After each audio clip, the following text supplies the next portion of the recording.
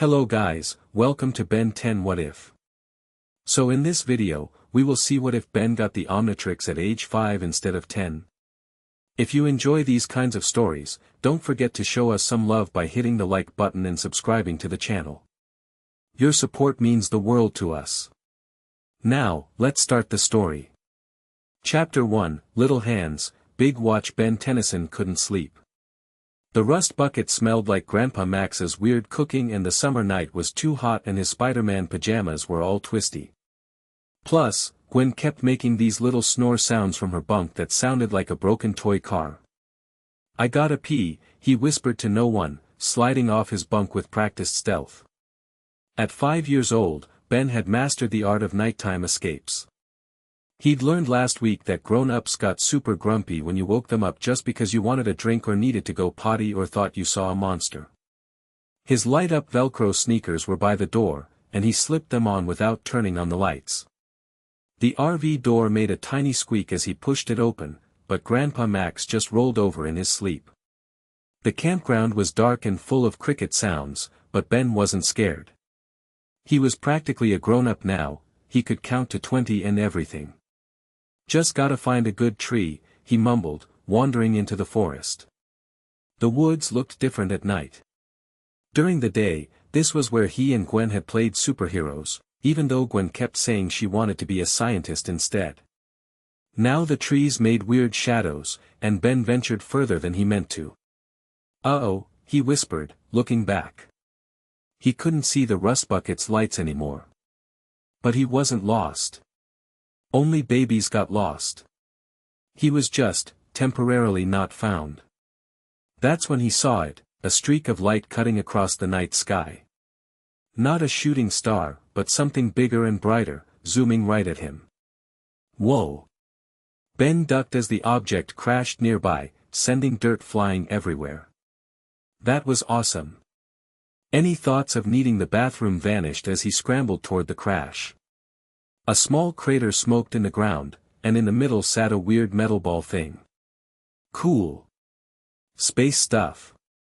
Ben clapped his hands and approached without hesitation.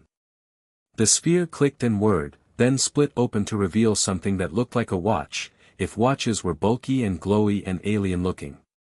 "Is this a prize? Did I win something?" Ben reached for it, his 5-year-old brain not processing any potential danger. "It's green. That's my favorite color." The moment his fingers touched it, the watch thing sprang to life, leaping from the container and clamping around his tiny wrist. Ow! Hey! Ben tried to pull it off, but it was stuck tight. "That's not nice. Let go." He tugged and twisted, even tried using a stick as leverage, but the strange device remained firmly attached. "Stupid watch," he pouted, then noticed a button on its side. His eyes lit up. "Ooh, what's this do?" Curiosity overwhelming frustration, Ben pushed it. The watch face popped up with a green hologram showing a weird fiery figure. Cool beans. He twisted the dial, seeing different monster shapes appear. "It's like monster cartoons." Without thinking, because 5-year-olds rarely do, Ben slammed his hand down on the watch face. A blinding green light enveloped him, and suddenly everything felt wrong, hot, stretchy, big. "H-h-h," he screamed, but his voice came out deep and crackling. When the light faded, Ben looked down at hands made of living fire. "I'm burning. I'm burning." He ran in panicked circles, flaming arms waving wildly. Each footstep left scorched earth behind. Trees caught fire where he brushed against them.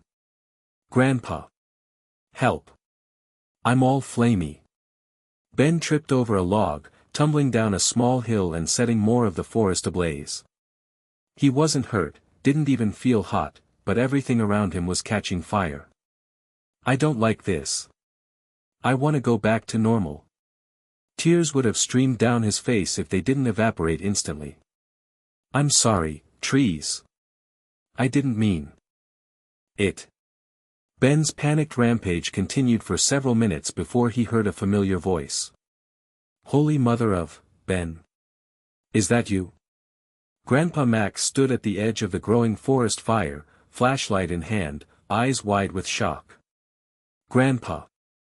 I touched a thing and now I'm on fire. Ben ran toward his grandfather, then stopped when Max stepped back. Don't be scared. It's me. I'm just all flamey now. Max's expression shifted from shock to something else, recognition. He approached cautiously. Ben, try to calm down. You're a pyronite, a fire-based alien. You're not burning, you are fire. I'm a what? Ben looked at his hands again. Wait, I'm an alien. That's so cool. His momentary fear vanished, replaced with childish excitement. Look what I can do. He flung his arms around, sending fireballs flying in all directions and igniting more of the forest. Ben! Stop! Max shouted, dodging a flaming projectile. You need to control it. But I don't know how. Ben whined, though he did try to hold still. The watch thingy made me like this. Max's eyes narrowed. Watch. What watch? Before Ben could answer, a distinct beeping sound came from the symbol on his chest. In another flash of green light, the 5-year-old returned to normal, standing in his Spider-Man pajamas surrounded by a partially burning forest. That was awesome. Ben jumped up and down. Did you see me, Grandpa? I was all whoosh and flame and, Ben, Max cut him off, already working to stamp out the smaller fires. We need to talk about that device on your wrist. But first, he pointed to the growing forest fire, we need to call the park rangers. It's not fair. Why does Ben get to be an alien and I don't? Gwen folded her arms across her chest, her favorite kitty pajamas wrinkled from sleep. Her auburn hair stuck out in all directions as she glared at her cousin. Because I found it first. Ben stuck out his tongue, proudly displaying the strange device now firmly attached to his wrist. Finders keepers. They sat inside the rust bucket as rain poured down outside. The forest fire had been contained thanks to a fortunate summer storm, but Grandpa Max hadn't stopped pacing since they'd returned to the campsite. Both of you, quiet down, Max said, his voice unusually stern. This isn't a toy, Ben. But it makes me cool aliens. Ben protested, fiddling with the watch. Can I turn into Flamey Guy again? His name is Heat Blast, Max corrected automatically, then caught himself. Gwen's eyes narrowed suspiciously. How do you know that, Grandpa? Max hesitated, then sighed deeply. There are some things I haven't told you kids. Things about my past. Like how you used to be a superhero. Ben bounced on the bench seat. I knew it. That's why you're not freaking out about me turning into aliens. Not exactly a superhero, Ben. I was part of an organization called the Plumbers. We dealt with extraordinary situations. Alien threats, mainly. Plumbers. Gwen scrunched her nose. Like fixing toilets? No, doofus, Ben interjected before Max could answer. Like secret agent plumbers. Right, Grandpa? Max sat down heavily. Something like that.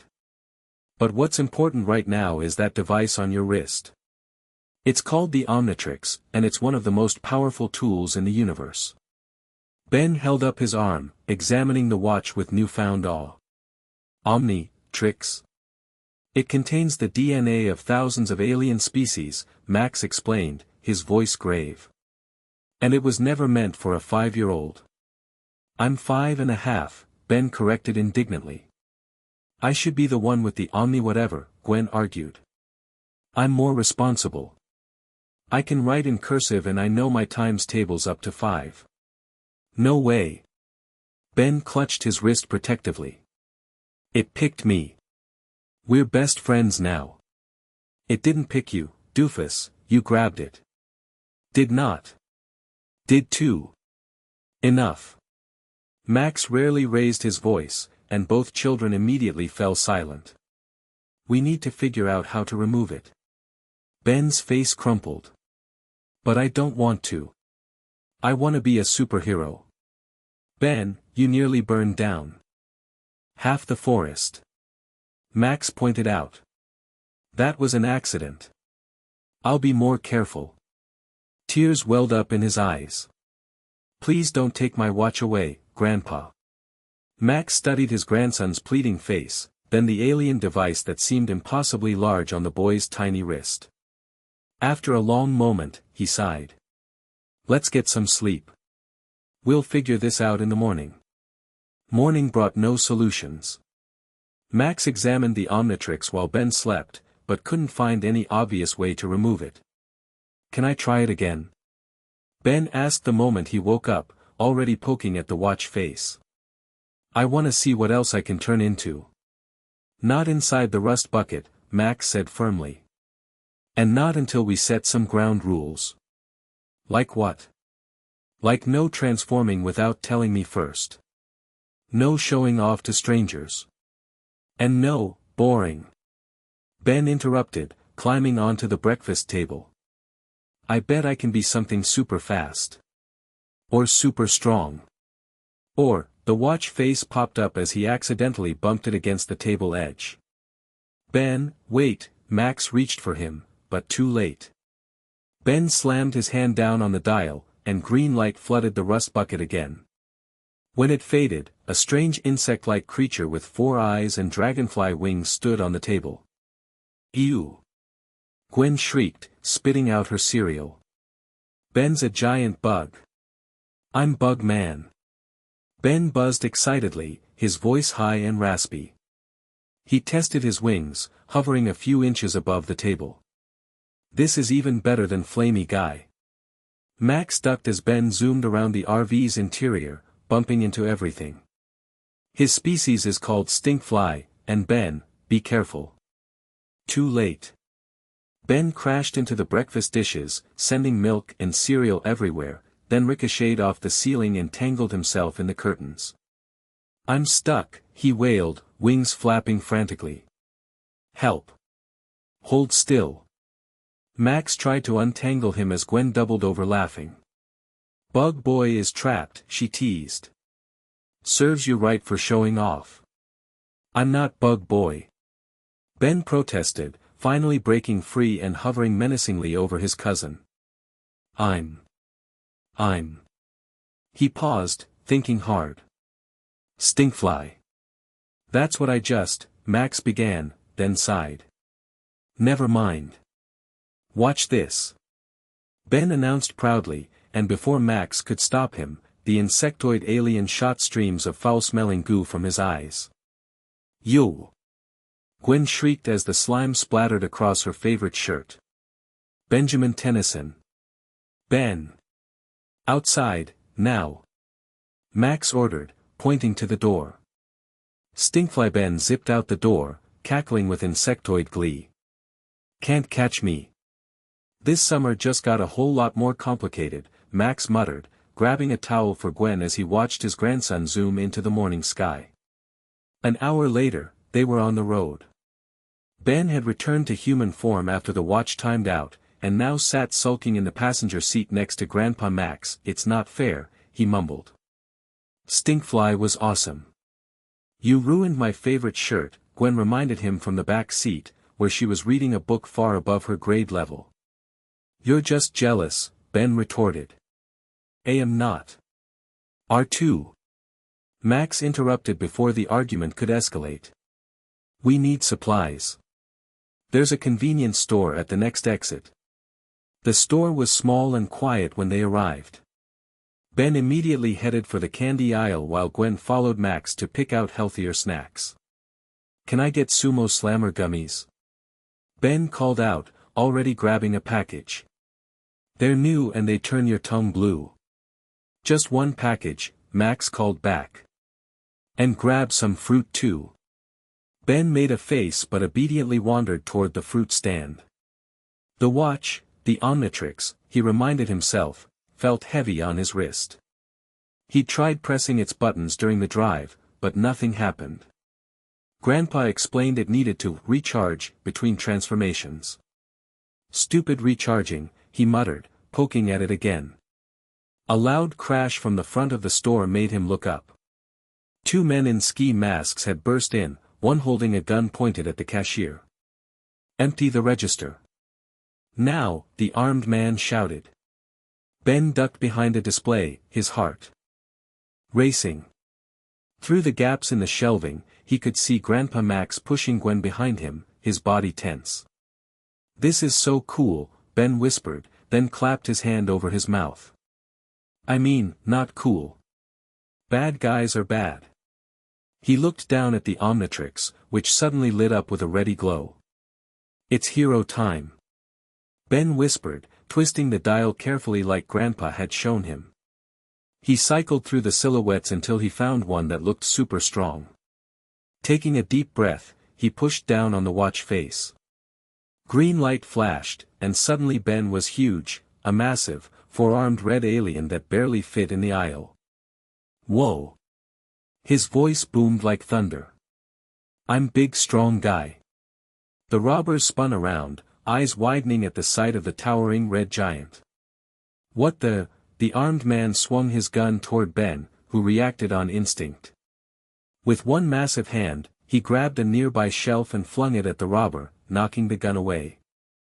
With another hand, he reached out and lifted the second robber off the ground.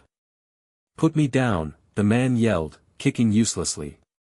"That's not a nice way to ask," Ben replied, his voice a childish singsong despite his monstrous form. "Say please." The first robber scrambled for his gun, but Max was faster, delivering a precise kick that sent the weapon skittering across the floor. "For arms, hold them both," Max called out, using the alien's proper name. "For arms." Ben looked at his hands. 1, 2, 3, 4, cool. I'm 4 arms. He grabbed the other robber and held them both up like action figures. "Look, Grandpa. I caught the bad guys." The entire store had gone silent, customers and employees staring in shocked disbelief at the massive four-armed creature holding two struggling robbers aloft. A woman shakily raised her phone, recording everything. "Ben," Max hissed, "we need to go. Now." "But I caught them." Ben protested. "The police will handle it from here," Max insisted, already gathering Gwen. "The watch is going to time out soon." As if on cue, the OMNITRIX symbol on 4 arms' shoulder started beeping. "Ah, man." Ben complained, then looked around for somewhere to put the criminals.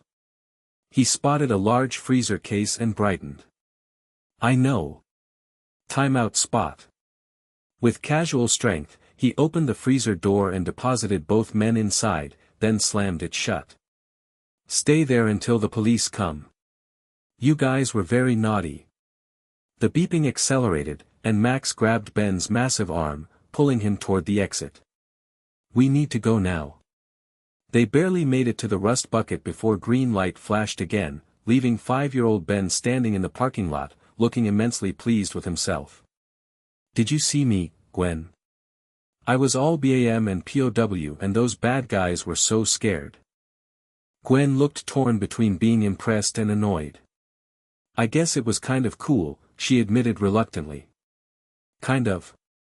It was super cool. I'm the strongest kid ever." Max was already starting the engine. "And now everyone in that store knows about you, Ben. Including whoever that woman was recording with her phone." Ben's eyes widened. "I'm gonna be on TV. Awesome." Max sighed heavily as he pulled onto the highway. "No, not awesome. Dangerous. There are people who would do anything to get their hands on that watch, and now they know exactly who has it." "Like who?" Gwen asked, suddenly concerned. "Like very bad people," Max answered grimly. "Much worse than those robbers." Ben fell uncharacteristically quiet, looking down at the OMNITRIX. "But I helped, right? I did a good thing." Max's expression softened as he glanced at his grandson. "Yes, Ben. You did good. But with great power comes great responsibility. That's from Spider-Man. Ben perked up instantly. And it's true, Max said. We need to be more careful from now on. News of the alien child hero spread faster than Max had feared. By evening, blurry cell phone footage was playing on local news stations. Fortunately, most people assumed the four-arms creature was an adult, not connecting it to the small boy barely visible in the background. They camped that night near a lake, far from the main roads. Ben spent the afternoon trying to activate the OMNITRIX again, with no success. Why won't it work? He whined, poking at the watch face. It's still recharging, Max explained for the 10th time, setting up the fishing gear. And that's probably for the best. You need to learn control before you transform again. But I want to be Diamond Head. You mean Diamond Head, Max corrected automatically, then frowned. How did you know about that form? Ben shrugged. I dunno. The watch kinda tells me stuff. In my head. Max's frown deepened. The OMNITRIX is connecting with your mind. That's concerning. Is it gonna make his brain alien too? Gwen asked, looking up from where she was sorting tackle boxes with far more precision than any 5-year-old should manage. No, Max assured her, though he didn't sound entirely convinced. But Ben, if you start hearing voices or feeling strange, tell me immediately. Okay, but can I try to be Diamond Guy when the watch is charged? Please please please. Max sighed. We'll see. For now, let's catch some dinner. The peaceful fishing expedition lasted approximately 7 minutes before Ben grew bored. He wandered along the lakeshore, tossing rocks into the water and pretending they were alien spaceships. Pew pew. Take that, alien invaders, he shouted, heaving a particularly large stone that landed with a satisfying splash. I'm Ben 10, protector of Earth. Ben 10. Gwen called from where she was still organizing tackle. What's that supposed to mean? It's my superhero name. Ben posed dramatically, pointing to the OMNITRIX. Because I can turn into 10 different aliens. You don't know that it's exactly 10, Gwen pointed out. Whatever, I'm still Ben 10. He went back to throwing rocks, wandering further down the shore. The late afternoon sun cast long shadows across the water. Ben was contemplating whether he could skip a rock all the way to the other side when he heard a cry for help. A small rowboat had capsized in the middle of the lake, and a child about his age was struggling in the water. An adult, presumably a parent, was swimming toward the child but making slow progress. Grandpa! Ben shouted. Someone's drowning. Max looked up sharply, already moving to the rust bucket for the life preservers. But he was too far away, and the child in the water was going under. Ben looked down at the OMNITRIX, which suddenly glowed green. It's ready, he gasped, twisting the dial frantically. Come on, water alien, water alien. He stopped at a fish-like silhouette and slammed down the face without hesitation.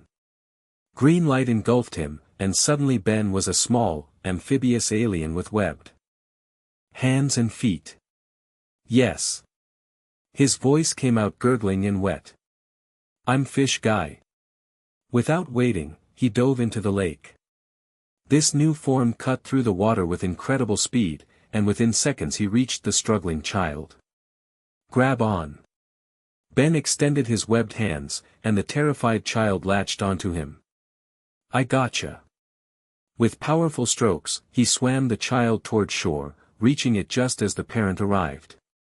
He handed the coughing child over. Are you an angel fish? The child asked between coughs, staring at Ben with wide eyes. Nope. I'm Rip Jaws. I'm a superhero. Ben proclaimed proudly, then realized his mistake. I mean, I'm an alien. Gotta go. He dove back into the water just as Max and Gwen reached the shore with life preservers. Did you see that? The parent was saying, pointing to where Ben had disappeared. Some kind of fish creature saved my child. Fish creature. Interesting, Max replied neutrally, helping wrap the cold child in a towel. Must be your lucky day. Meanwhile, Ben swam underwater, reveling in his new form's abilities. He could breathe water. And swim super fast. And, the OMNITRIX symbol on his chest started beeping. "Aw man, not now," he complained, but the transformation reversal was already starting. Green light flashed underwater, and suddenly human Ben was flailing, his lungs burning as he desperately kicked toward the surface. He broke through with a gasp, coughing and sputtering. "Ben!" Max was already rowing toward him in their fishing boat. "Are you okay?" "That was awesome." Ben shouted between coughs. "Did you see me save that kid? I was all swoosh through the water." Max pulled him into the boat, wrapping him in a towel. "You could have drowned when you changed back. But I didn't. I was a hero." Ben beamed, shivering but triumphant. "Fish guy is the coolest." "Rip jaws," Max corrected, rowing them back to shore. "And yes, you did good, Ben. You saved that child's life." Ben's chest swelled with pride. "That's what heroes do, right?" For the first time since Ben found the OMNITRIX, Max smiled genuinely. "Right." That night, as crickets chirped outside the rust bucket, Max sat at the small table poring over an old leather-bound book by flashlight. The children had finally fallen asleep, exhausted from the day's excitement. Or so he thought. "Grandpa?" Ben's small voice came from behind him. "What are you reading?" Max quickly closed the book. "Just an old manual." "Couldn't sleep?" Ben shook his head, climbing onto the bench seat opposite Max. The OMNITRIX looked enormous on his tiny wrist, its green glow oddly comforting in the dim light. "I keep thinking about the kid I saved," Ben said, unusually thoughtful for a 5-year-old. "It felt really good." "Helping others always does," Max agreed. "Is that why you were a plumber? To help people?" Max studied his grandson's earnest face. "Yes. To protect Earth from threats most people never even know exist. Like aliens. Some aliens. Not all of them are bad, Ben. Many are peaceful." Ben looked down at the watch. "Like the aliens I can turn into?" "Exactly." They sat in silence for a moment, the only sound a gentle snoring from Gwen's bunk. "I think the watch picked me for a reason," Ben said finally. "To be a hero. Like you." Max reached across the table and ruffled Ben's hair. "Maybe it did. But being a hero isn't just about having powers, Ben. It's about making the right choices. Even when it's hard. Especially then." Ben nodded solemnly, then yawned widely. "I'm gonna make the right choices, Grandpa. I promise." "I know you will," Max said softly. "Now back to bed. Heroes need their sleep." As Ben climbed back into his bunk, Max reopened his book, A Plumber's Guide to Alien Species. If his grandson was going to wield the OMNITRIX, Max needed to prepare him for what was coming. Because something was definitely coming. The OMNITRIX wasn't just a random meteor crash. It was sent here, and whoever sent it would want it back. 3 days later, they stopped at a playground to let the kids burn off energy. Ben had transformed twice more, once into a ghostly alien he called Spooky, actually Ghost Freak, Max informed him, to retrieve Gwen's kite from a tree, and once accidentally into a tiny alien Ben named Gray Matter during a tantrum over bedtime. "Higher, Grandpa." Ben called from the swings. "I wanna go super high." Max obliged, pushing his grandson with careful strength. Nearby, Gwen was methodically building a complex structure in the sandbox, her tongue poking out in concentration. "Watch me jump." Ben shouted, and before Max could stop him, the 5-year-old launched himself from the swing at its highest point. "Ben!" Max lunged forward, but there was no way to reach him in time. Mid-air, Ben slapped the Omnitrix. Green light flashed, and instead of a small boy, a diamond crystalline alien crashed into the playground mulch. Ow! Diamond Head Ben rubbed his head. That hurt. Ben! What did I tell you about transforming in public? Max hissed, looking around frantically. Thankfully, the playground was mostly empty, with only a few distant parents paying them no attention. But I would have gotten hurt if I landed as me, Ben argued, his voice deeper but still childishly whiny. I was being smart. Max couldn't really argue with that logic. Just, be more careful. And keep your voice down. Sorry, Ben whispered loudly, then stomped over to Gwen's sandbox. Whatcha building? A quantum physics laboratory, Gwen replied matter-of-factly. Go away, you'll break it with your big diamond feet. Will not. Ben protested, then deliberately stomped near her creation. Oops, my foot slipped. Ben! Gwen shrieked as sand scattered. You ruined it. Did not. I barely touched it. Did too. Max intervened before their argument could escalate. That's enough, both of you. Ben, apologize to your cousin. But, now. Diamond Head Ben crossed his crystal arms. Fine. Sorry I almost stepped on your stupid sand building. It wasn't stupid. It was, a mechanical whirring interrupted them. All three turned to see a group of small, beetle-like robots scuttling across the playground toward them. What are those? Gwen asked, immediately stepping behind Max. Max's expression hardened. Trouble. The robots converged, red sensors blinking as they scanned Diamond Head Ben. Then, as one, they transformed, limbs extending into weapons pointed directly at him. Whoa! Ben backed up. Angry robot bugs. They're tracking the Omnitrix, Max said, pulling Gwen farther away. Ben, you need to fight them. How? Ben looked at his crystalline hands in panic. You're Diamond Head. You can create crystal projectiles, just concentrate. The robots fired energy blasts. Ben yelped and held up his arms defensively. To his surprise, crystal shards shot from his forearms, impaling two robots. I did it, he exclaimed. I'm like a diamond machine gun. Focus, Ben. Max called, already rushing Gwen toward the rust bucket. Keep them busy while we get to safety. More robots appeared, swarming from all directions. Ben tried shooting crystals at them, but his aim was terrible.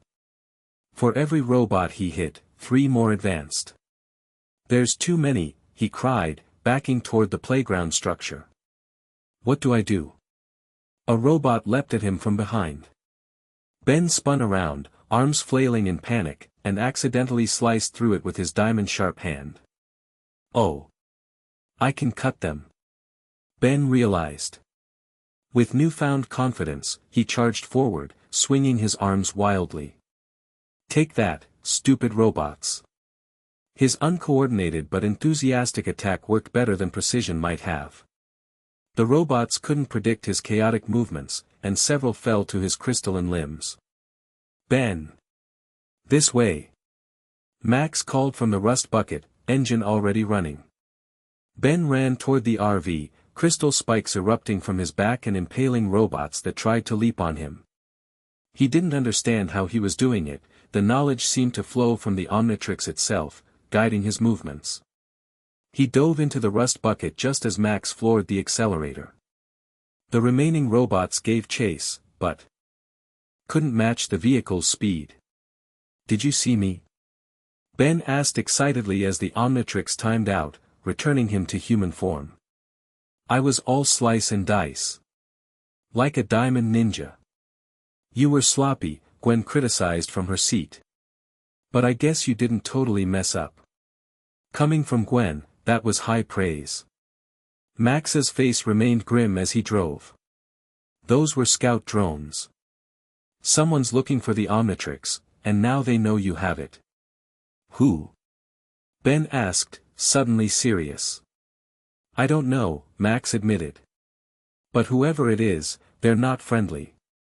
Ben looked down at the watch, now inert on his wrist. For the first time since finding it, he felt something beyond excitement, responsibility. Don't worry, Grandpa, he said, his voice small but determined. I'll protect it. I promise. Max caught his grandson's eye in the rearview mirror. I know you will, Ben. And I'll protect you. As the rust bucket sped down the highway, none of them noticed the small tracking device one of the robots had managed to attach to the vehicle's undercarriage. Miles away, on a massive spaceship orbiting Earth, a shadowy figure received the signal. So, Vilgax rasped, his tentacled face illuminated by monitor screens showing footage of a diamond being fighting robots. A child wields the OMNITRIX. How convenient. The rust bucket raced through the night, Max pushing the old RV harder than he ever had before. Ben and Gwen had finally fallen asleep, exhausted from the day's excitement and fear. I'll save you. Ben mumbled in his sleep, tiny fist clenching as if ready to activate the OMNITRIX even in his dreams. Max glanced at his grandson in the rearview mirror, a mixture of pride and worry creasing his weathered face. The boy had handled himself remarkably well against the drones, showing instinctive heroism that went beyond the OMNITRIX's powers. But he was still just 5 years old, a kindergartner whose biggest concerns should be finger painting and learning to tie his shoes, not fighting alien threats. A soft beeping from beneath the dashboard interrupted Max's thoughts.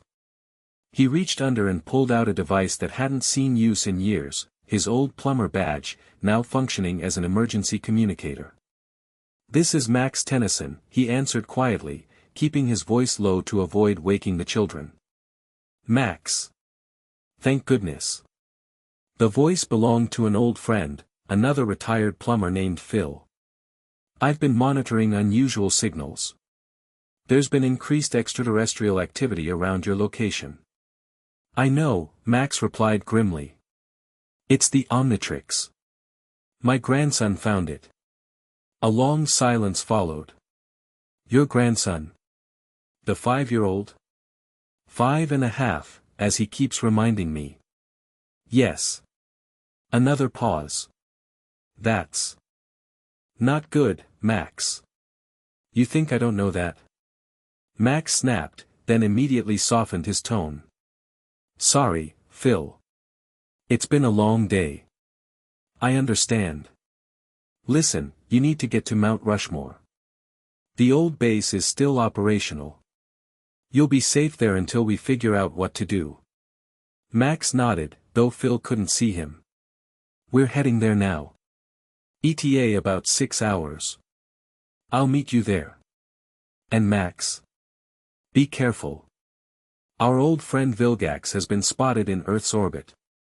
Max's knuckles whitened on the steering wheel. Understood. Tennyson out. He ended the communication and glanced again at the sleeping children. Vilgax, one of the most dangerous warlords in the galaxy, was looking for the OMNITRIX. And it was currently attached to the wrist of a kindergartner who still needed help cutting his own food. What a mess, Max muttered, pressing harder on the accelerator. Morning found them parked at a roadside diner. Max had driven through the night, stopping only when he was too exhausted to continue safely. The children needed food and a chance to stretch their legs before the final push to Mount Rushmore. Can I get chocolate chip pancakes? Ben asked, bouncing in the booth. The OMNITRIX gleamed on his wrist, now fully recharged according to its green glow. Sure, Max agreed, too tired to insist on something healthier. Gwen. Oatmeal with fruit, please, Gwen replied primly, arranging her napkin on her lap with unusual precision for a 5-year-old. Ben made a gagging sound. Boring.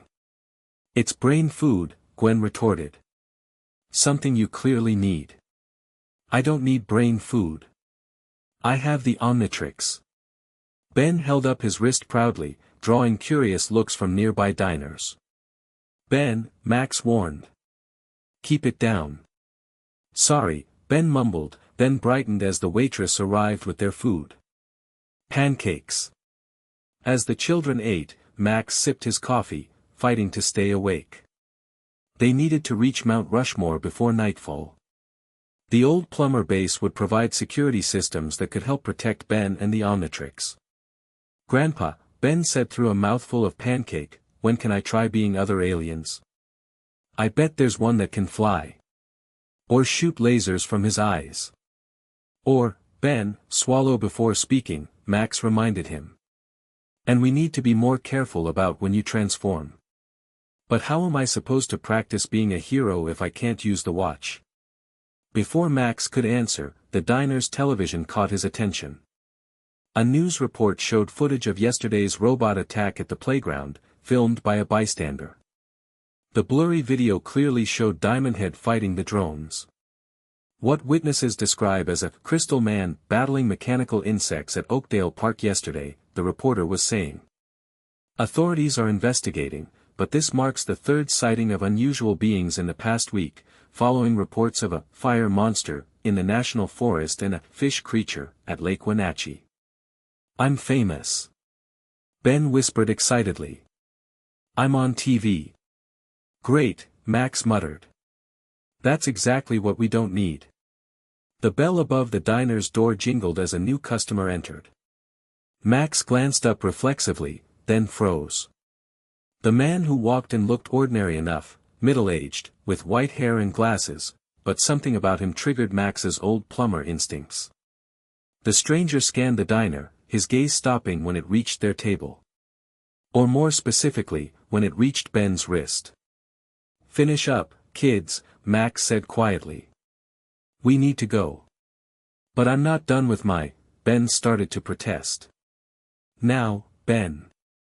Something in Grandpa's tone made both children obey without further complaint. They slid out of the booth, Max dropping cash on the table as they headed for the door. The white-haired man stepped into their path. "Excuse me," he said, his voice oddly formal. "That's a fascinating watch your grandson has. Mind if I take a closer look?" "Yes, I do mind," Max replied, positioning himself between the man and Ben. "We're in a hurry." "I insist," the stranger said, his friendly demeanor slipping. "That device doesn't belong to a child." Ben peeked around Max's leg. "It does too. It picked me." The man's eyes narrowed. "Is that what you think? How charming." He reached into his coat, withdrawing what looked like an ordinary pen. "Now, hand it over before someone gets hurt." Max recognized the disguised weapon immediately. "Run, kids." Ben and Gwen bolted for the door as Max knocked the pen from the man's hand. It clattered to the floor, extending into what looked like a high-tech scalpel. "Who are you?" Max demanded, keeping himself between the stranger and the children. The man smiled thinly. "Dr. Onimo. And that device your grandson possesses is of great interest to me." "Get in line," Max growled, then shoved a table into Onimo before running after the children. Ben and Gwen were already at the rust bucket, waiting by the locked door. "Grandpa. Hurry." Gwen called, bouncing anxiously. Max fumbled with the keys, glancing back to see Onimo emerging from the diner, his face contorted with rage. The door finally swung open, and the children scrambled inside. "Go, go, go." Ben shouted as Max started the engine. The rust bucket roared to life just as Onimo reached them. Max floored the accelerator, leaving the doctor in a cloud of dust. "Who was that creepy guy?" Gwen asked once they were safely on the highway. "Someone who wants the OMNITRIX," Max answered grimly. "And he won't be the last." Ben looked down at the watch, unusually quiet. "Is it my fault? Because I used it where people could see?" Max's expression softened. "No, Ben. The OMNITRIX is too powerful to stay hidden forever. But we do need to be more careful." "I can be careful." Ben insisted. "Super duper careful." "Good," Max said. Because we've got a long drive ahead, and we can't afford any more delays. As the rust bucket sped toward Mount Rushmore, none of them noticed the tiny drone that took flight from the diner's roof, following at a discreet distance. Nor could they know that back in the parking lot, Dr. Onimo was already contacting others who shared his interest in the Omnitrix, and the child who wielded it. The rumors are true, he spoke into a communicator. A human child possesses the device. And he's already learned to use it. A distorted voice replied, "Follow them. Do not engage again until I arrive." Onimo smiled thinly. "As you wish, Vilgax." The rust bucket climbed into the Black Hills of South Dakota as afternoon faded toward evening. Ben and Gwen had spent most of the journey bickering, playing travel games, and occasionally napping, typical 5-year-old behavior despite the extraordinary circumstances. "Are we there yet?" Ben asked for the 100th time, his face pressed against the window. "Almost," Max answered, his voice tight with fatigue. He'd been driving for nearly 20 hours with only brief stops, and the strain was showing. "I can see the president faces," Gwen announced excitedly, pointing ahead to where Mount Rushmore loomed in the distance. "Presidents," Max corrected automatically. "Washington, Jefferson, Roosevelt, and Lincoln. Why do they have faces on a mountain?" Ben asked, momentarily distracted from the Omnitrix. "Is it because they had superpowers?"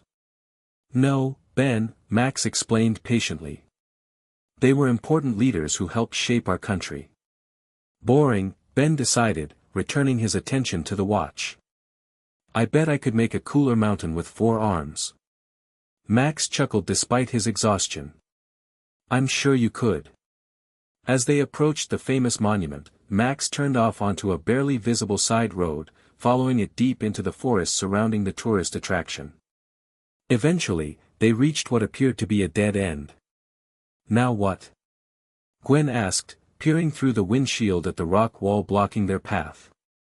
Max reached beneath the dashboard and pressed a hidden button. A section of the rock face slid silently aside, revealing a tunnel large enough for the rust bucket to drive through. "Whoa!"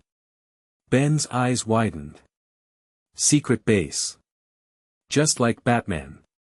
"Something like that," Max agreed, driving into the tunnel. The rock door closed behind them, plunging them momentarily into darkness before lights automatically illuminated along the ceiling. The tunnel opened into a massive underground chamber filled with technology far beyond anything the children had ever seen.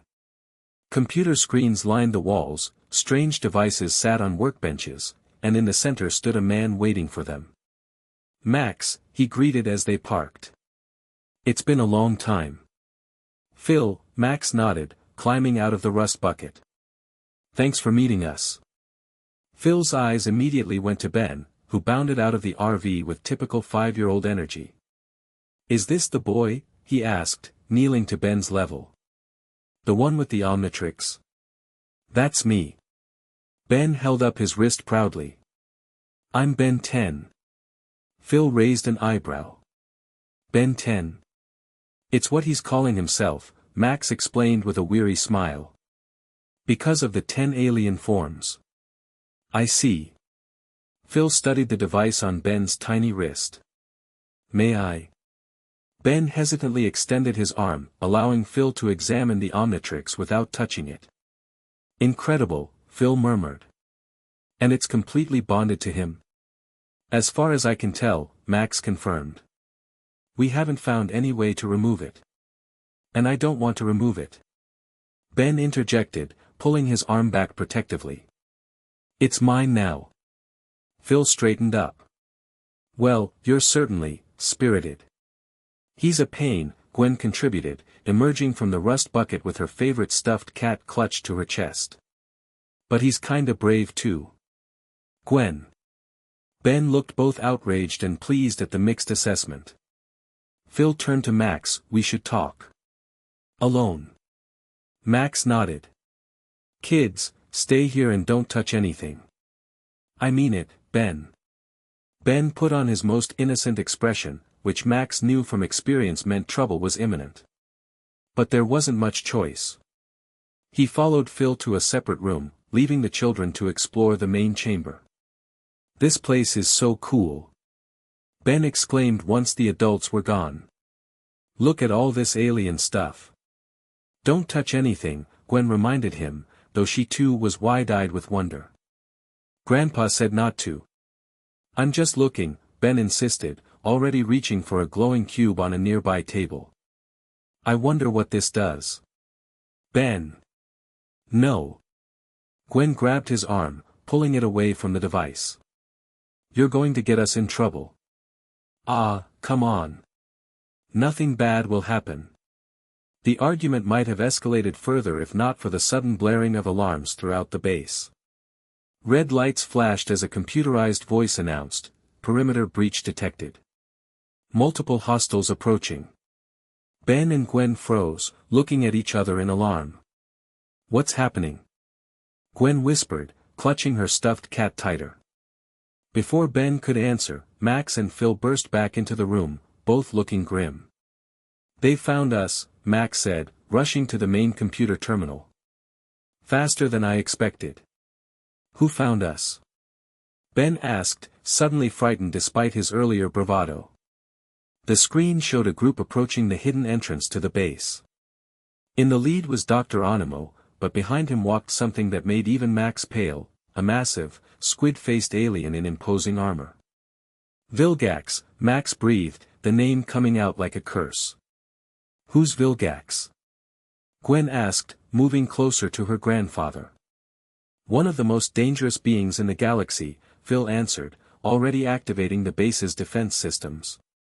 "And he wants the OMNITRIX." Ben looked down at his wrist, then back at the screen.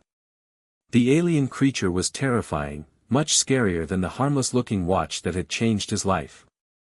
"What do we do?" he asked in a small voice. Max knelt before his grandson, placing his hands on Ben's shoulders. "We protect you, Ben. No matter what."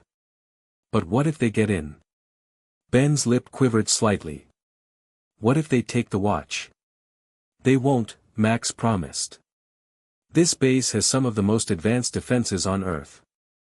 As if contradicting his words, an explosion shook the chamber. Dust rained from the ceiling as warning lights flashed more urgently. "Outer defenses compromised," the computer announced. "Inner breach imminent." Phil checked his weapon, a device that looked nothing like any gun Ben had ever seen. "They're coming in fast.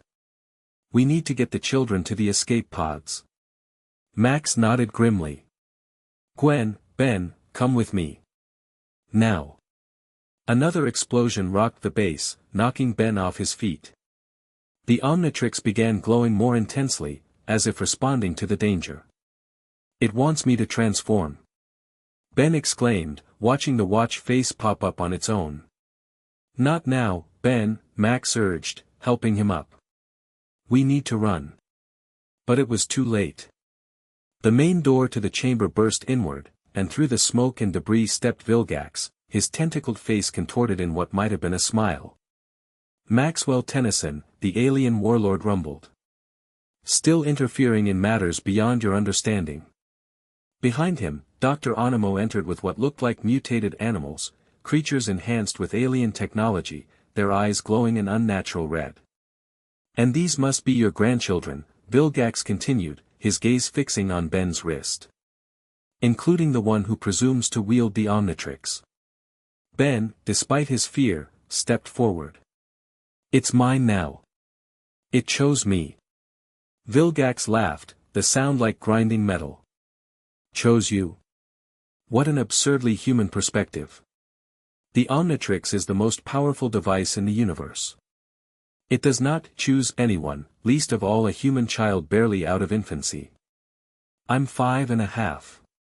Ben protested indignantly. "Ben, get back here."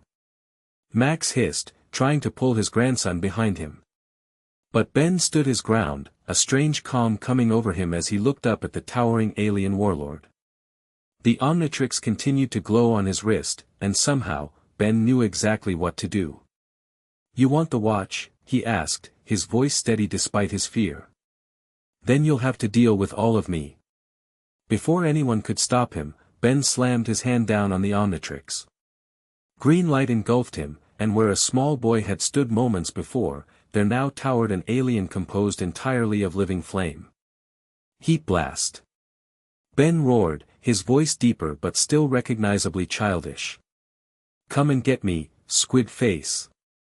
With that challenge issued, the newly transformed 5-year-old hero raised his fiery hands and unleashed an inferno against the galaxy's most feared warlord. The battle for the Omnitrix had begun. Chapter 2, Growing Powers, Growing Trouble. The rust bucket bounced along the desert highway, kicking up dust clouds that trailed behind like angry ghosts.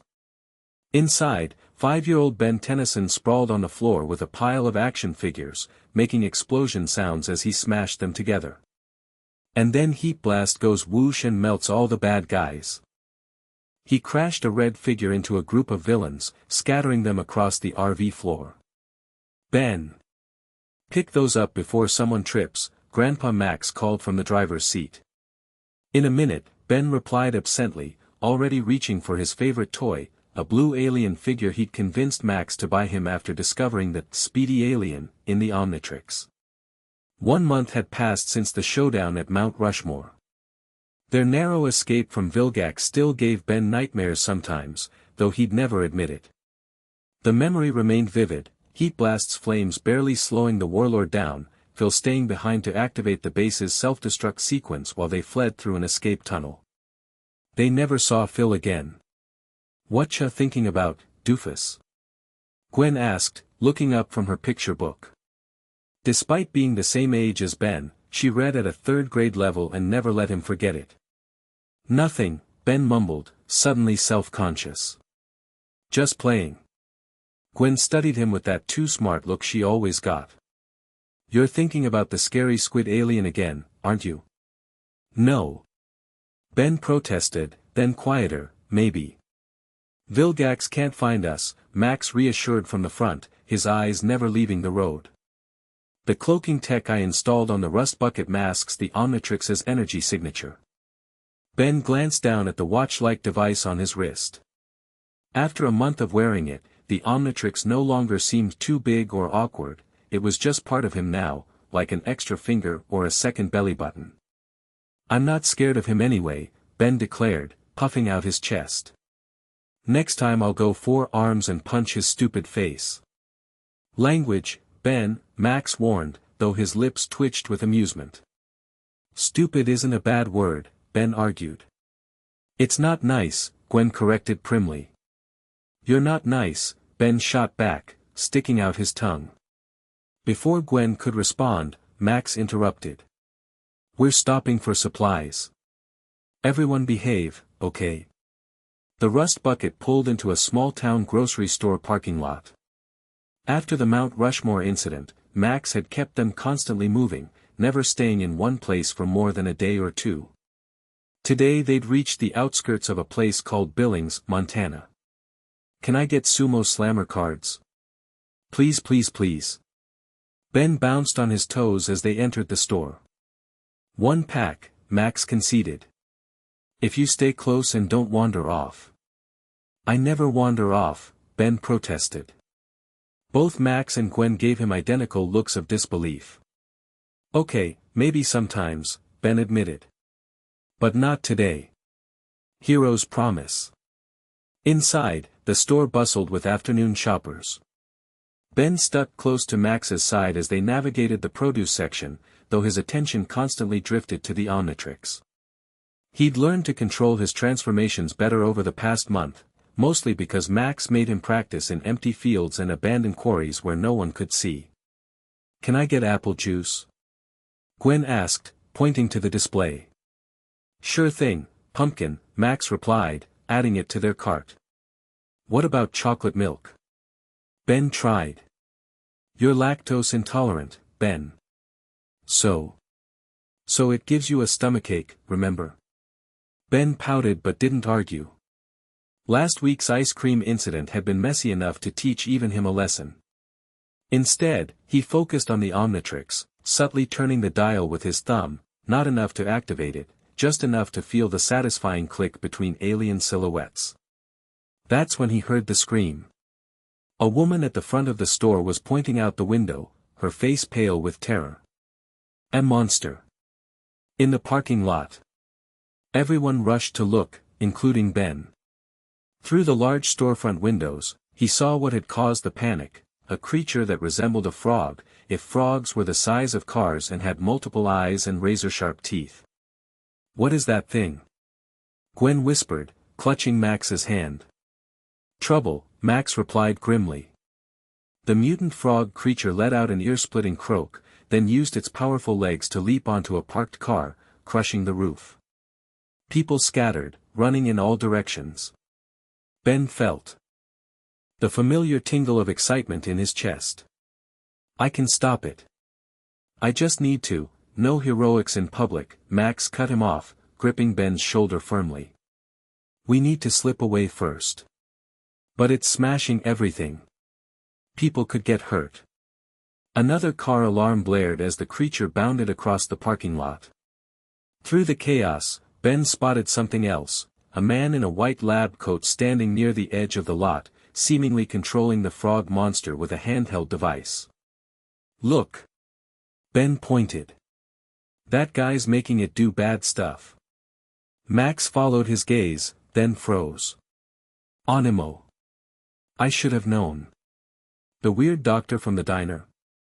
Gwen asked, her eyes wide. "Yes. And if he's here, it's not a coincidence." Max pulled both children toward the store's rear exit. "We need to leave. Now." "But we can't just," Ben started to protest. "Ben," Max's voice was deadly serious. "Onimo isn't after random people. He's after you and the OMNITRIX. If you transform here, you'll give us away." The logic made sense, but everything in Ben rebelled against it. "So we just run away? That's not what heroes do." "Sometimes the bravest thing is knowing when to fight and when to retreat," Max countered, already pushing open the back door. "We'll find another way to stop Onimo." They slipped out the rear exit into a loading area. Max led them quickly around the building, staying in the shadow of the walls. The plan was clearly to circle around to where the rust bucket was parked without being spotted. It might have worked if not for a second mutant creature, this one resembling a giant, mutated praying mantis, that suddenly landed on the dumpster beside them. "Grandpa!" Gwen screamed as the insect lunged forward. Max shoved both children behind him, facing the creature with nothing but determination. "Run! Get to the rust bucket." "No way." Ben twisted the OMNITRIX dial frantically. "I'm going, hero." The mantis swung a bladed foreleg at Max, who barely dodged. The attack left a deep gash in the brick wall where he'd been standing. "Ben, just go." Max yelled, grabbing a metal pipe from the ground to defend himself. But Ben had already found the alien he wanted. He slammed his palm down on the watch face, and emerald light engulfed his small body. When it faded, a velociraptor-like creature stood in his place, blue-skinned, with wheeled feet and a streamlined helmet. "XLR-8. Ben announced in a reptilian voice. "Time to speed things up." Before anyone could blink, he zoomed forward in a blur of motion, circling the mantis creature so fast he created a small tornado. The monster tried to swipe at him but couldn't track his movements. "Too slow, bug brain." Ben taunted, skidding to a stop momentarily. "Over here." "No, here." "No, here." Each taunt came from a different position as he raced around the loading area. The mantis grew increasingly confused, its multiple eyes unable to focus on the speedy target. "Ben, be careful." Max called, pulling Gwen to safety behind a dumpster. "I got this, Grandpa." Ben replied confidently. "Watch this." He accelerated even faster, then began running straight up the wall of the building. At the apex of his climb, he pushed off hard, launching himself like a missile at the mantis. His clawed feet connected with the creature's head, sending it crashing into the wall. Bullseye. Ben cheered, skidding to a stop beside Max and Gwen. Did you see that? I was all zoomy and then bam. Behind you. Gwen shouted. Ben spun around to see the mantis already recovering, chittering angrily as it regained its footing. "Aw man, I thought I knocked it out," Ben complained. "These aren't normal animals," Max explained quickly. "They've been mutated and enhanced with alien technology. It'll take more than speed to stop it." The mantis lunged again, but this time Ben was ready. He zoomed forward, sliding beneath the creature's legs, then circled back to deliver a rapid series of strikes to its joints. "Take that. And that."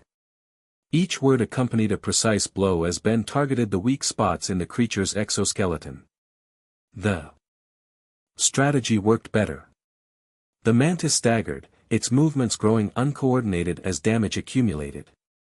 But before Ben could press his advantage, a familiar voice interrupted. "Fascinating. So the child has mastered more transformations." Dr. Onimo stepped into the loading area, the frog creature hopping obediently behind him. He held a strange helmet with antennae protruding from it, obviously the control mechanism for his mutant animals. "It's the weird guy," Ben exclaimed, skidding to a stop between Onimo and his family. "My name is Dr. Aloysius Onimo," the scientist corrected irritably. "And you, child, possess technology that does not belong in the hands of a kindergartner." "I'm in first grade now," Ben retorted indignantly. "And the OMNITRIX picked me." "A common misconception," Onimo replied. "That device is far too sophisticated to pick anyone, let alone a human child. It requires study, analysis, proper scientific handling." "You mean you want to take it for yourself?" Max accused, still shielding Gwen. Onimo smiled coldly. "I merely wish to prevent a catastrophe. Imagine the damage a tantrum-prone 5-year-old could cause with the power to transform into alien species." "I don't throw tantrums," Ben yelled, stomping his XLR 8-foot in a manner that somewhat undermined his claim. "Case in point," Onimo said dryly. "Now, be a good boy and hold still. This won't hurt much." He adjusted a dial on his helmet, and both mutant creatures lunged forward simultaneously. Ben reacted on instinct, zooming between the monsters and creating a small whirlwind that momentarily confused them. "Grandpa! Get Gwen out of here. I'll keep Bug Face and Frog Breath busy." "We're not leaving you," Max shouted back. "I'll be right behind you. Promise." Ben accelerated again, becoming a blue streak circling the loading area. Max hesitated, then grabbed Gwen's hand. 30 seconds, Ben. Then we're coming back for you." They ran toward the rust bucket while Ben continued his high-speed battle. The problem was, neither creature went down easily. Every time he knocked one back, it recovered quickly, Onimo's technology healing damage almost instantaneously. "Why won't you stay down?" Ben punctuated each word with another strike against the frog monster, which responded by shooting its tongue out with surprising speed.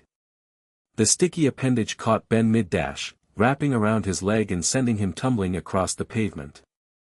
"Ow," he complained, trying to untangle himself. "Gross." Frog spit. Before he could free himself, the mantis pounced, pinning him with its front legs. "Excellent," Onimo approached, a scalpel-like device in hand. "Now, let's see how this device is bonded to your genetic structure." Ben struggled frantically. "Get off me, you oversized bug." "Insects are fascinating creatures," Onimo lectured, oblivious to Ben's panic. "Did you know mantises sometimes eat their mates? Nature can be so wonderfully brutal." The scientist reached for Ben's wrist, where the OMNITRIX symbol glowed on XLR-8's forearm. Just as his fingers brushed the device, a rock struck him in the head. "Leave my doofus cousin alone." Gwen stood at the edge of the loading area, another rock already in her hand. "Gwen. Ben called, equal parts relieved and worried. I told you to run. Since when do I listen to you? She flung the second rock, hitting the mantis directly in one of its compound eyes. The creature reared back, giving Ben just enough leeway to vibrate his body at super speed, slipping free of its grasp. He zoomed to Gwen's side in an instant. Where's Grandpa? He asked. Getting something from the rust bucket, Gwen explained. He said to distract the bad guy. Good job. Ben gave her a thumbs up, then turned back toward Onimo. Ready for round 2, animal guy? Onimo adjusted his control helmet. It's Onimo. And yes, I believe we are. Both mutant creatures advanced slowly, backing Ben and Gwen against the wall. Ben positioned himself protectively in front of his cousin, though his XLR-8 form was starting to feel tired, a sign the OMNITRIX would time out soon. Any other ideas? He whispered to Gwen. You're the one with the super watch. Yeah, but, the beeping of the OMNITRIX symbol interrupted him. Oh. Time's almost up. The creatures pounced simultaneously. Ben grabbed Gwen and dashed sideways, barely escaping as claws and tongues smashed into the wall where they'd been standing. But the sudden movement cost him precious energy, and the transformation gave out mid-stride. Green light flashed, and suddenly Ben was a 5-year-old boy again, tumbling across pavement with Gwen clutched in his arms. They rolled to a stop against a row of trash cans. Ow, Ben groaned, rubbing his elbow where he'd scraped it. End of the line, children, Onimo advanced, his creatures flanking him. Now, about that watch. A bright energy beam suddenly struck the ground between them, sending Onimo scrambling backward. Step away from my grandkids, Max's voice rang out with authority. He stood at the corner of the building, holding what looked like a high-tech rifle, clearly not something from a typical sporting goods store. Whoa, Ben whispered. Grandpa's got a laser gun. Of course he does, Gwen whispered back, as if this was perfectly logical. Onimo narrowed his eyes. Maxwell Tennyson. Always interfering where you're not wanted. Says the man attacking children, Max replied coldly, adjusting a dial on his weapon. Last warning, Onimo. Leave. Now. I think not. Onimo touched his control helmet. Attack. The mantis and frog creatures charged toward Max, who fired his weapon again. This time the beam struck the mantis directly, shorting out the technological components visible on its exoskeleton. The creature collapsed, twitching. The frog monster leapt high into the air, aiming to come down directly on top of Max. He rolled aside at the last second, the creature's impact cracking the pavement. Kids! Run for the rust bucket! Max shouted, already taking aim at the frog. Ben looked down at the OMNITRIX, still red, still recharging. I can't transform yet. Then run. Max fired again, but the frog was faster this time, dodging the energy beam. Ben grabbed Gwen's hand, and they raced toward the parking lot. Behind them, the sounds of battle continued, energy blasts, inhuman croaks, and the crash of breaking concrete. Grandpa needs help, Ben said as they reached the rust bucket. You can't help without the watch, Gwen pointed out, already climbing into the RV. Ben looked down at the OMNITRIX again, willing it to recharge faster. Come on, come on. A loud crash drew his attention back to the loading area. Max flew through the air, thrown by the frog creature, and landed hard against the side of a dumpster. Grandpa! Both children screamed in unison. Without thinking, Ben ran back toward the fight. Gwen was only a step behind him. Stay away from our grandpa. Ben shouted, picking up a discarded pipe. Onimo turned, looking mildly amused. How touching. Family loyalty in the face of certain defeat. We're not defeated yet, Ben declared, brandishing his makeshift weapon. The OMNITRIX remained stubbornly red on his wrist. Yeah. Gwen added, though her voice trembled slightly. You big jerk. Animo laughed. Ah, the sophisticated insults of children. I'll be sure to remember them while I'm dissecting that device from your arm. Max groaned, struggling to his feet. Run, kids. The frog monster advanced slowly, its multiple eyes fixed on Ben's wrist. Animo followed behind, scalpel gleaming in his hand. Perhaps I'll keep you as a test subject, the scientist mused. Study how the Omnitrix affects human physiology during developmental stages. You're not putting me in a cage. Ben backed up, pushing Gwen behind him. It would be more of a terrarium, really, Animo corrected. With proper heating and nutritional supplements. Just as the frog was about to pounce, a blinding flash of light filled the loading area. Ben instinctively covered his eyes. When he looked again, a new figure stood between them and Animo, a towering, crystalline being unlike anything he'd seen before. Stand down, Animo, the crystal man commanded, his voice deep and resonant. You're not taking the Omnitrix or the child. Who are you supposed to be? Animo demanded, though he'd taken several steps back. Tetrax Shard, the being replied. Petrosapian bounty hunter. And you're interfering in matters beyond your comprehension. Ben stared in awe. You're made of diamonds. Just like my diamond head alien. Diamond head, Tetrax corrected automatically, glancing down at Ben. And yes, we're the same species.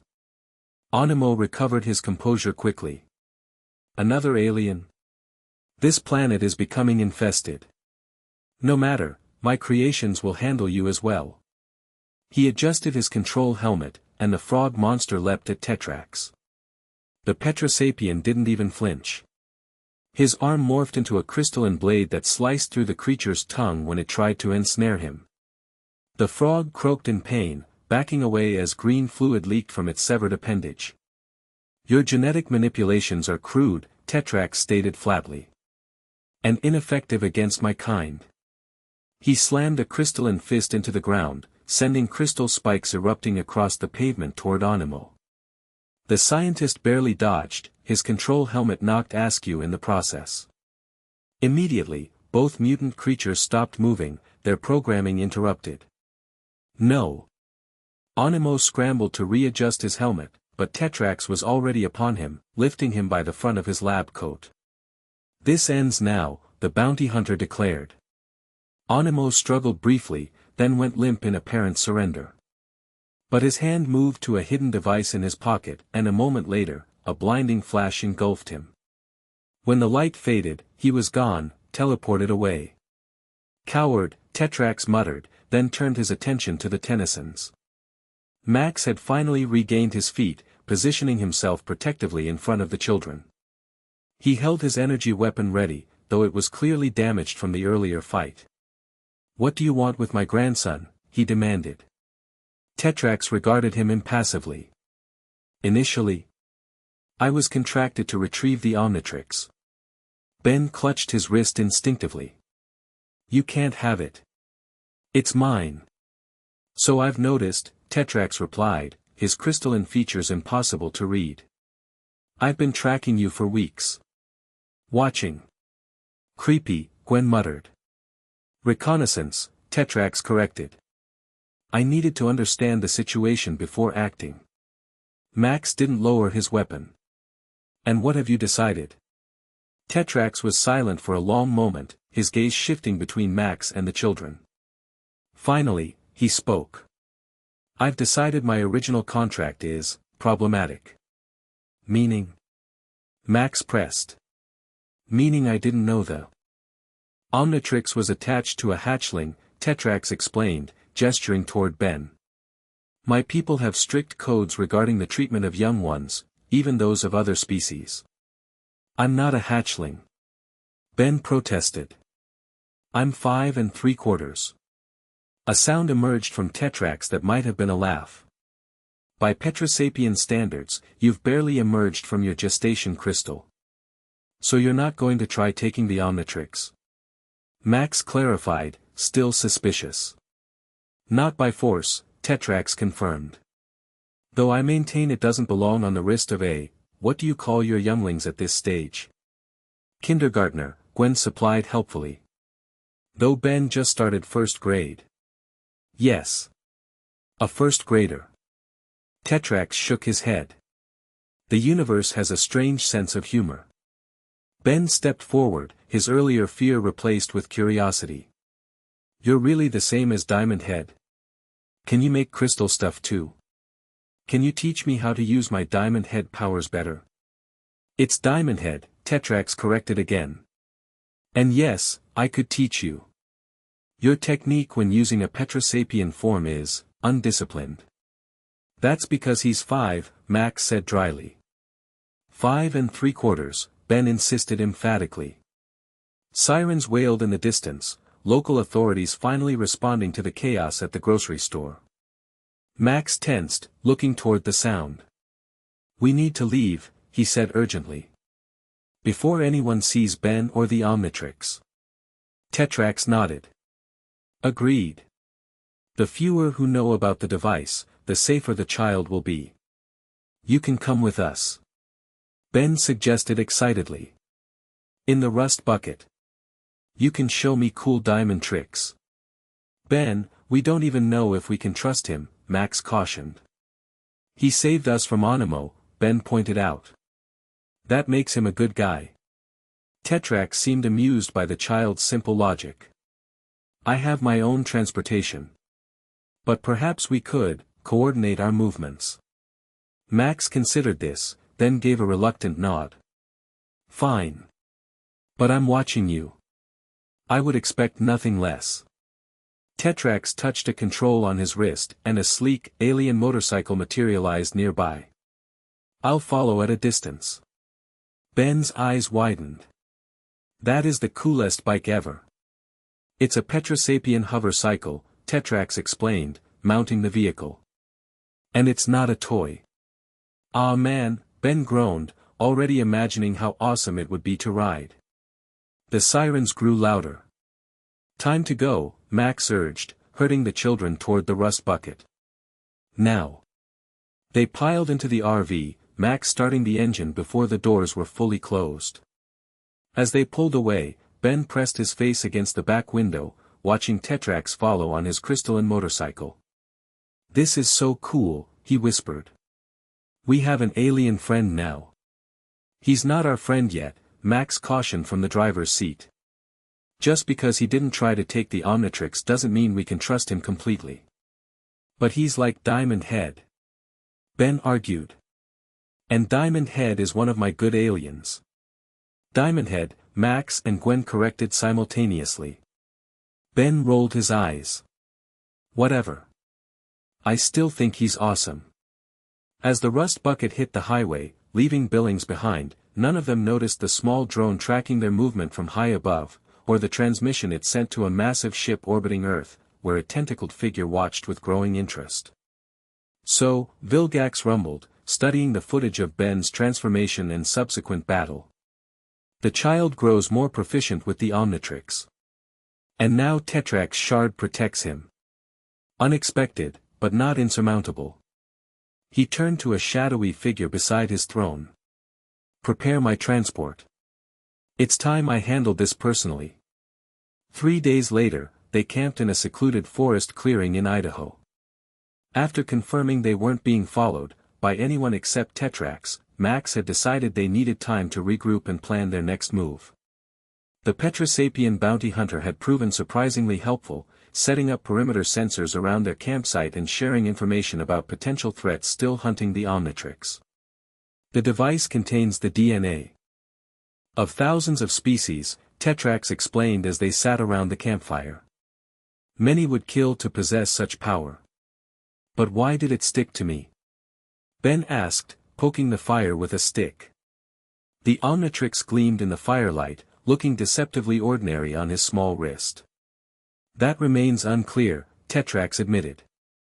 The OMNITRIX was designed to bond with sentient DNA, but the selection parameters are unpredictable.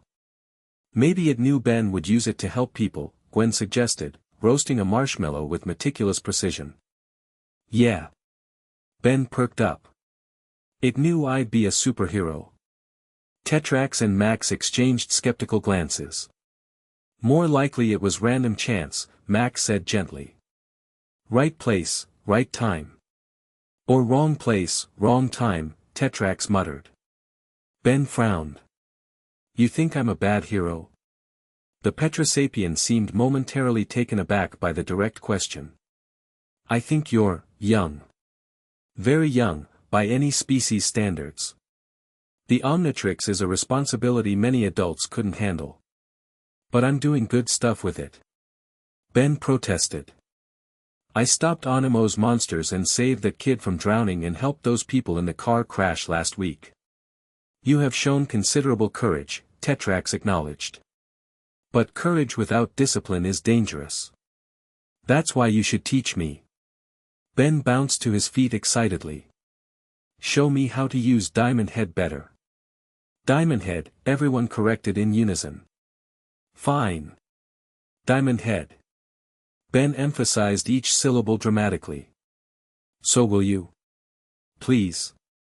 Tetrax considered the eager child before him. Perhaps. But first, a demonstration of your current capabilities. He stood, walking toward an open area away from the fire. Ben followed immediately, the OMNITRIX already glowing green on his wrist. Ben, Max called warningly. Be careful. I will, Grandpa. Ben replied, already twisting the OMNITRIX dial. Going hero. He found the familiar silhouette of Diamond Head and slammed his hand down on the watch face. Emerald light engulfed him, and a moment later, a crystalline being stood where the small boy had been, though noticeably shorter than Tetrax. Tada! Ben announced, flexing his crystalline arms. Diamond Head. Tetrax circled him critically. Your stance is unbalanced. Petrosapiens center their weight differently than humans. Like this? Ben widened his stance, trying to mimic Tetrax's posture. Better. Now, form a basic crystal projectile. Ben thrust his arm forward, concentrating hard. Crystal shards erupted from his forearm, shooting wildly in all directions. One nearly hit Gwen, who ducked with a yelp. Watch it, doofus. Sorry. Ben called back, not sounding particularly sorry. Tetrax shook his head. You're forcing it. Petrosapien crystals respond to intention, not muscle. Think of shaping, not throwing. I don't get it, Ben complained. Close your eyes, Tetrax instructed. Ben did so reluctantly. Now, imagine the crystal forming exactly as you want it. See it in your mind, then let that image flow through you. Ben's face scrunched up in concentration, an oddly human expression on Diamond Head's features. After a moment, crystal began forming on his right arm, shaping itself into a crude but recognizable blade. I did it. Ben opened his eyes excitedly. Adequate, Tetrax allowed. For a beginner. For the next hour, Tetrax guided Ben through basic Petrosapien techniques. Despite his initial reluctance to work with a child, the bounty hunter proved a patient teacher, adjusting his instructions to match Ben's 5-year-old attention span. Max watched from the campfire, his expression a mixture of concern and pride. Beside him, Gwen had fallen asleep, her head resting against his arm. Enough for tonight, Tetrax finally announced as Ben's Diamond Head form began showing signs of timing out. You've made progress. That was awesome. Ben exclaimed. Did you see when I made that big crystal tower? I was like whoosh and it just grew super tall. Just remember, creating structures drains energy quickly, Tetrax cautioned. Efficiency matters in battle. The OMNITRIX symbol on Ben's chest started beeping, and moments later, 5-year-old Ben stood in Diamond Head's place, looking tired but exhilarated. Can we practice more tomorrow? He asked through a yawn. Perhaps, Tetrax replied. If there's time. Time for bed now, Max called, carefully shifting Gwen so he could stand. It's past 9. But I'm not tired. Ben protested automatically, then undermined his claim with another massive yawn. Right, Max said dryly, lifting the already sleeping Gwen. Bedtime, hero. Ben trudged toward the rust bucket, then stopped and turned back to Tetrax. Thanks for teaching me Diamond Head stuff, he said sincerely. Diamond Head, Tetrax corrected, but without irritation this time. And, you're welcome, young one. After Max had tucked both children into their bunks, he returned to the fire where Tetrax sat motionless, his crystalline form reflecting the dancing flames. You're good with him, Max observed, taking a seat across from the alien. Tetrax seemed uncomfortable with the observation. I merely provided basic instruction. Still, Max pressed, for someone who was hired to take the OMNITRIX, you've shown remarkable patience with its 5-year-old wielder. The Petrosapien was silent for a long moment. I once made a terrible mistake, he finally said.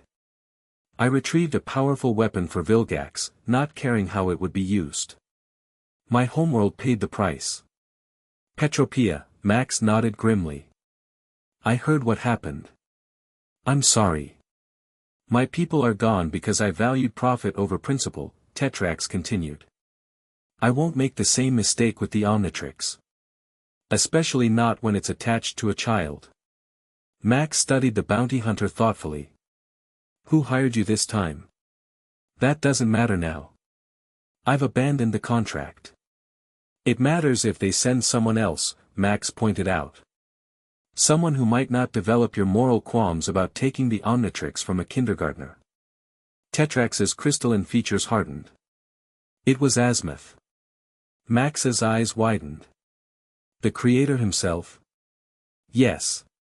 He was, displeased to learn his greatest creation was in the hands of a human child.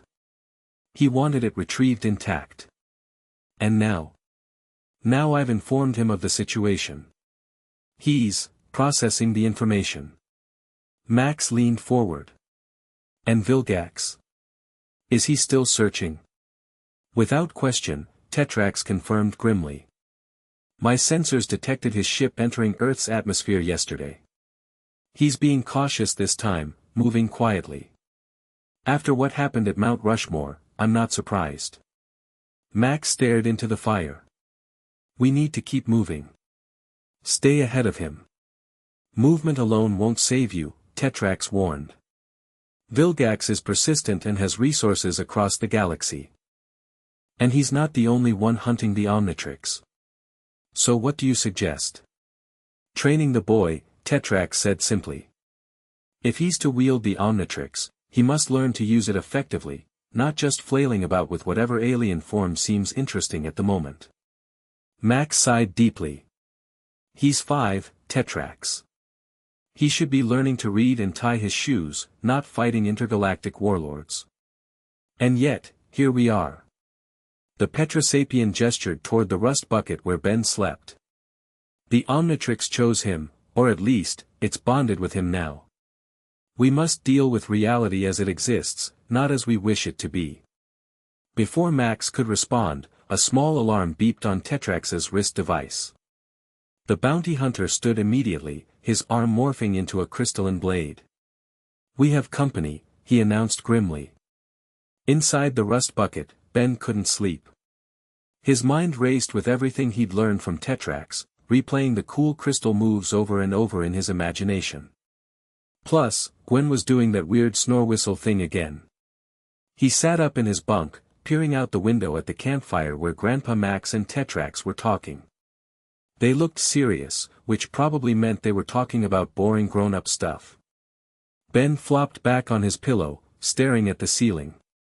The OMNITRIX felt warm against his wrist, almost like it was alive. Sometimes he thought it understood him, knew which alien he needed even when he wasn't sure himself. Are you really alive? He whispered to it. Can you hear me? The device remained inert, its face dark as it recharged. A sudden movement outside caught Ben's attention. He scrambled back to the window just in time to see Tetrax stand abruptly, his arm transforming into a weapon. Grandpa Max was reaching for his plumber gun, scanning the darkness beyond the campfire. Something was wrong. Ben slid quietly from his bunk, careful not to wake Gwen. If there was trouble, he needed to be ready. The Omnitrix still showed red, but maybe if he just waited a little longer. A strange sound came from the roof of the rust bucket, a soft thump, like something landing. Ben froze, listening intently. Scratching noises followed, as if something was crawling across the metal surface. "Grandpa?" Ben called softly, but Max was too far away to hear. The scratching moved toward the RV's rear hatch. Ben backed away from the door, his heart racing. The Omnitrix remained stubbornly red. Come on," he whispered desperately. "I need you to work now." The emergency exit at the rear of the rust bucket slowly began to open. Ben looked frantically for a weapon, anything to defend himself with. He grabbed his baseball bat from beside his bunk and held it ready. A shadow appeared in the doorway, humanoid but definitely not human. Its outline showed strange protrusions from its head and shoulders. "Stay back," Ben warned, trying to make his voice sound brave. "I'm warning you." "Easy, kid," the figure replied in a gravelly voice. "I'm not here to hurt you. Just to talk."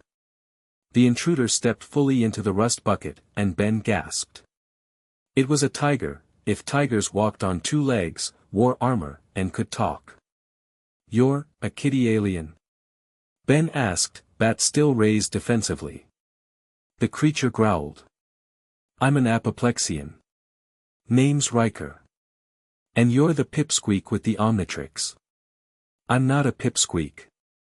I'm Ben Tennyson." He brandished the baseball bat. "And you better leave before I go hero on you." Riker glanced at the Omnitrix, noting its red status. "Looks like you won't be going hero anytime soon, kid." "Lucky for you, I just want to talk." "About what?" Ben demanded suspiciously. "About the fact that you're way too young to be messing with that thing on your wrist." The apoplexian moved further into the RV, forcing Ben to back up. "Do you have any idea how many beings would tear this planet apart to get it?" "So? I use it to help people," Ben insisted. "For now, maybe," Riker conceded. "But what happens when you throw a tantrum? When you get angry and transform into something that could level a city?" Ben frowned. "I wouldn't do that." "You're 5. Of course you would." The tiger alien's eyes narrowed. "I've seen the footage. You've got power but no control. That's dangerous. Is that why you're here? To tell me I'm a bad hero?" Ben's lip quivered slightly despite his attempt to look tough. Something in the apoplexian's expression softened. "Not exactly, kid. I'm here to offer you a choice." "What kind of choice?" "I know people who can safely remove the Omnitrix without hurting you. You could go back to being a normal human kid. No more aliens hunting you, no more responsibility." Ben clutched his wrist protectively.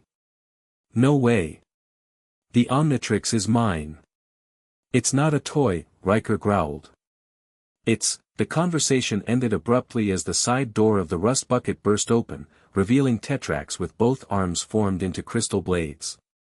"Step away from the child," the Petrosapien demanded. Riker snarled, claws extending from his massive paws. "The bounty hunter. Should have known you'd be here." "Tetrax." Ben called, relief evident in his voice. "This tiger guy snuck in and wants to take my watch." "Is that so?" Tetrax advanced slowly, positioning himself between Ben and the apoplexian. "You're a long way from the Anner system, Riker." "You know him?" Ben asked, surprised. "We've crossed paths," Tetrax confirmed, never taking his eyes off the intruder. "He works for the plumbers sometimes. Other times, for whoever pays best." Riker bared his fangs. "At least I'm not responsible for destroying my own planet." Tetrax's crystalline form seemed to tense, though his face remained unreadable. "Leave, Riker. The child stays under my protection." The child shouldn't have the most powerful device in the galaxy strapped to his wrist. Riker shot back. He can barely tie his own shoes. Hey! I'm getting better at that. Ben protested indignantly. Not the point, kid, Riker growled. The standoff might have continued indefinitely if not for Gwen suddenly sitting up in her bunk, rubbing her eyes sleepily. Why's everyone yelling? She mumbled. Some people are trying to sleep. Her eyes widened as she spotted Riker. Giant tiger. Her scream alerted Max, who appeared in the doorway seconds later, energy weapon aimed at the apoplexian. This is getting crowded, Riker muttered, backing toward the rear exit. You're not going anywhere, Max declared. Not until you explain why you're sneaking into my RV in the middle of the night. I came to offer the kid a choice, Riker replied, still retreating. Something the rest of you seem unwilling to do. What choice? Max demanded. To remove the Omnitrix safely. To let him be a normal kid again. Max's expression showed momentary uncertainty. You can remove it without hurting him. Grandpa. Ben protested. You can't let him take it. I'm Ben 10. I'm thinking of your safety, Ben, Max replied, though he kept his weapon trained on Riker. If there's a way to remove it safely. There isn't, Tetrax interrupted flatly. Not without Asmitha's direct involvement. Anyone claiming otherwise is lying. Riker snarled. You don't know everything, Petrosapien. I know enough, Tetrax countered. Including who you're really working for. The apoplexian's eyes narrowed dangerously. Careful, bounty hunter. Vilgax sent you, Tetrax stated.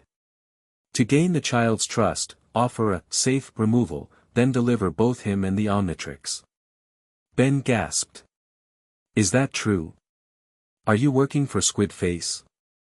Kid, it's complicated, Riker began. It sounds pretty simple to me, Gwen interrupted, having recovered from her initial shock. You're a bad guy pretending to be nice. Riker looked between the four faces staring at him, Ben's betrayed expression, Gwen's accusatory glare, Max's determined stance, and Tetrax's unreadable crystalline features.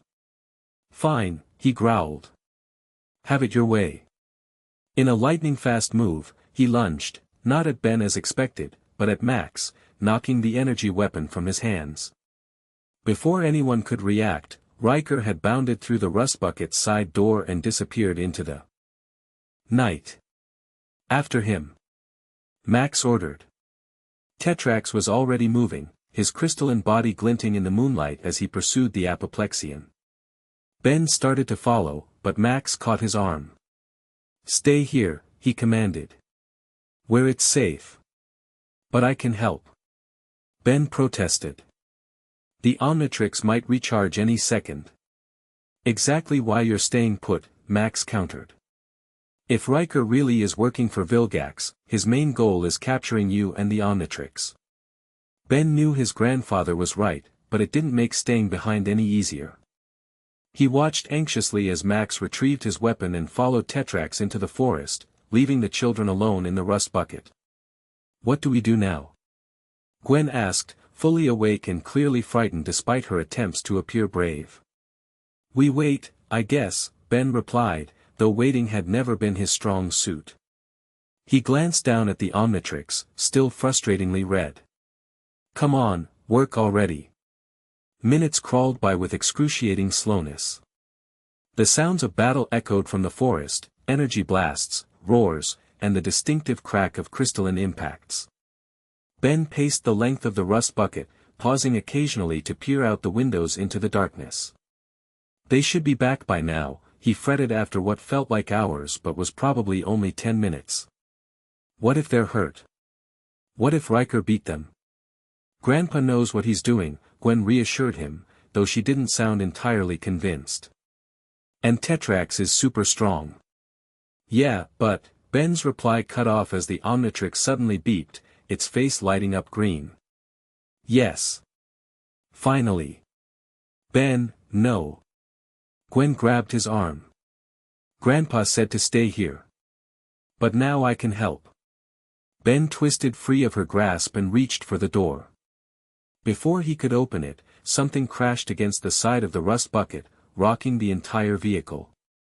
Ben and Gwen tumbled to the floor as the RV tilted precariously, then settled back on its wheels.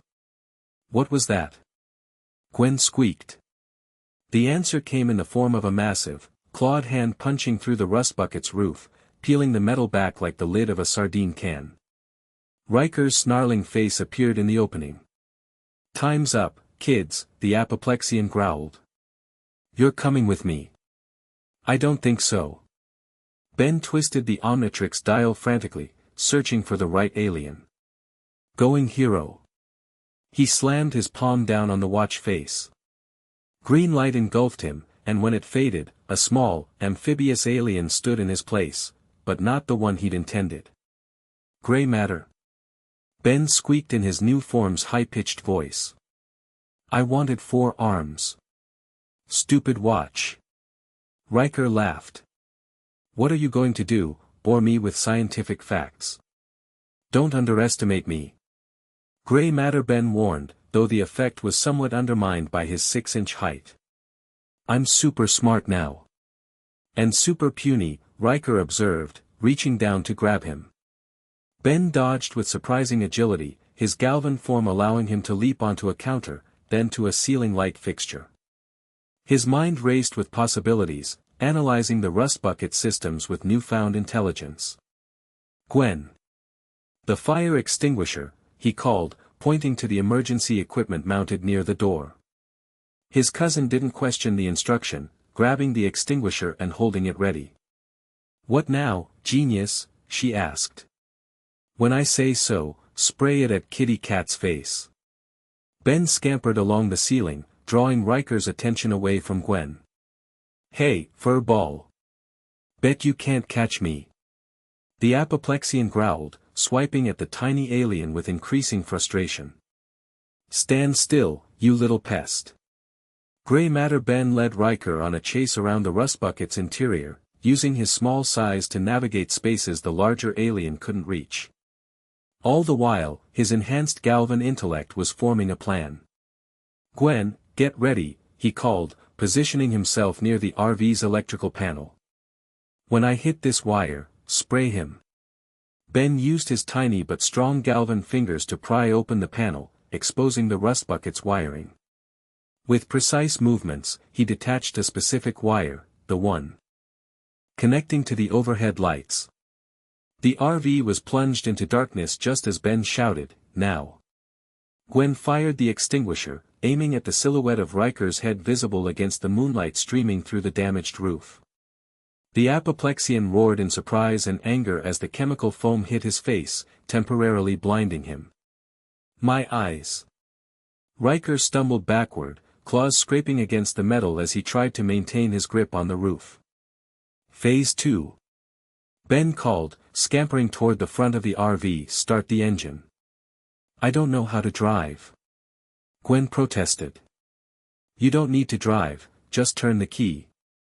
Gray matter Ben directed, already working on another part of his plan. "Trust me." Gwen scrambled into the driver's seat and found the keys thankfully still in the ignition. She turned them, and the rust bucket's engine roared to life. Meanwhile, Ben had reached the RV's dashboard and was rapidly reconfiguring wires beneath it. "Now, press the big red button under the steering wheel." Gwen located the button, one she'd never noticed before, and pressed it without hesitation. Immediately, a series of small energy blasts erupted from hidden ports along the rust bucket's exterior, striking Riker repeatedly. "What is this?" Riker howled, losing his grip on the roof and tumbling to the ground outside. "Grandpa's emergency defense system," Gray matter Ben explained proudly. "I just enhanced it a little." The Omnitrix symbol on Ben's back began beeping, signaling the imminent end of his transformation. He quickly rejoined Gwen at the front of the RV. "What do we do now?" she asked. "Drive," Ben answered simply. "But I told you, I can't." "Not you," Ben clarified as green light engulfed him, returning him to human form. "Look." He pointed out the windshield, where Max and Tetrax were running toward the rust bucket. They'd obviously heard the commotion and were returning to protect the children. "Grandpa," both kids shouted in unison as Max wrenched open the driver's side door. "Are you okay?" he demanded, quickly checking them for injuries. "We're fine," Ben reported excitedly. "I went gray matter and zapped the tiger guy with your secret zappy things." Max blinked in confusion, then understanding dawned as he noticed the activated defense system. "You found the plumber tech. Gray matter is super smart," Ben explained proudly. "I figured it out and Gwen helped." Outside, Tetrax had engaged Riker again, the two aliens locked in fierce combat. The Apoplexian's fur was singed from the defense system's blasts, but he fought with undiminished fury. "We need to leave," Max decided, sliding into the driver's seat. "Tetrax can handle Riker." "But what if Vilgax shows up?" Ben asked. "We can't leave Tetrax." As if summoned by Ben's words, a blinding light suddenly illuminated the clearing. All combat stopped as everyone turned toward its source, a massive, triangular shadow descending from the clouds above. "Too late," Max whispered, his face pale in the harsh light. "He's here." The ship hovered directly above them, larger than the rust bucket by at least 20 times. Its hull glowed with an eerie green light, casting long shadows across the forest clearing. "Is that?" Ben began. "Vilgax's ship," Max confirmed grimly. "Everyone stay inside." But it was too late for hiding. A beam of energy shot from the vessel's underside, enveloping Riker in pulsing light. The Apoplexian roared in anger as he was lifted off the ground, drawn inexorably upward toward the ship. "No. We had a deal," he shouted, struggling uselessly against the tractor beam. "I was bringing you the Omnitrix bearer." His protests faded as he disappeared into the ship. Tetrax immediately retreated to the rust bucket, his crystalline form tensed for battle. "We need to leave," he urged. "Now." Max gunned the engine, but before he could shift into gear, a second energy beam struck the RV, freezing it in place. "What's happening?" Gwen cried, clinging to her seat as the rust bucket began to vibrate violently. "Tractor beam," Max explained, still fighting with the controls. "He's trying to bring us aboard." Ben stared up at the massive ship, the green light reflecting off his wide eyes. The Omnitrix tingled on his wrist, almost as if responding to the vessel above. "I can stop this," he declared suddenly, reaching for the watch. "Ben, no." Max grabbed his arm. "You can't fight Vilgax directly. He's too powerful." "I have to try." Ben insisted. "He's going to take us anyway." Before anyone could stop him, Ben twisted free and slammed his hand down on the Omnitrix. Green light filled the rust bucket, momentarily overwhelming even the ship's tractor beam. When it faded, a ghost-like alien floated where Ben had been. "Ghost freak," he announced in an eerie, echoing voice. "I can phase through the beam." "Ben, wait." Max called, but it was too late. Ghost freak Ben turned intangible and floated up through the rust bucket's damaged roof, directly into the tractor beam. Instead of being captured by it, he passed through the energy like smoke through a net. "I'm going to stop the beam," he called back, his single eye visible as a slit in his ghost-like form. "Then you guys get away." "Ben! Come back!" Max shouted desperately. But Ben was already ascending rapidly toward Vilgax's ship, his spectral form barely visible against the night sky. The Omnitrix had given him courage, perhaps too much for a 5-year-old still learning to write his full name. As he approached the ship's hull, Ben felt Ghost Freak's instinctive knowledge guiding him. He could phase through solid matter, become invisible, possess living beings, powers that would have terrified him in any other context, but now seemed like exactly what he needed. "I'll just go in, find the tractor beam thingy, and break it," he muttered to himself. "Easy peasy." He passed through the ship's hull like it wasn't there, emerging into a dimly lit corridor. Strange technology lined the walls, pulsing with the same eerie green light that suffused everything. Ben floated cautiously forward, trying to decide which way to go. If I was a tractor beam, where would I be? He wondered aloud. A sudden coldness washed over him, not physical cold, but something deeper, more unsettling. Ghost Freak's consciousness stirred within him, responding to something Ben couldn't identify. "Hello?" he called uncertainly. "Is someone there?" Indeed, a deep, rasping voice replied from behind him. "Someone is." Ben spun around to find himself face to face with Vilgax. The warlord stood at his full height, towering over Ben's ghostly form. His tentacled face split in what might have been a smile. "The ectonurite form," Vilgax observed. "An interesting choice for infiltration, though perhaps too advanced for one so young to control fully." "I control it just fine," Ben retorted, trying to sound brave despite his racing heart. "And I'm here to stop you." Vilgax actually laughed, a sound like grinding metal. "Stop me? Child, you can barely reach a countertop without assistance. What makes you think you can challenge Vilgax, conqueror of 10 worlds?" "I'm Ben Tennyson," Ben declared, puffing up his spectral chest. "And I have the OMNITRIX."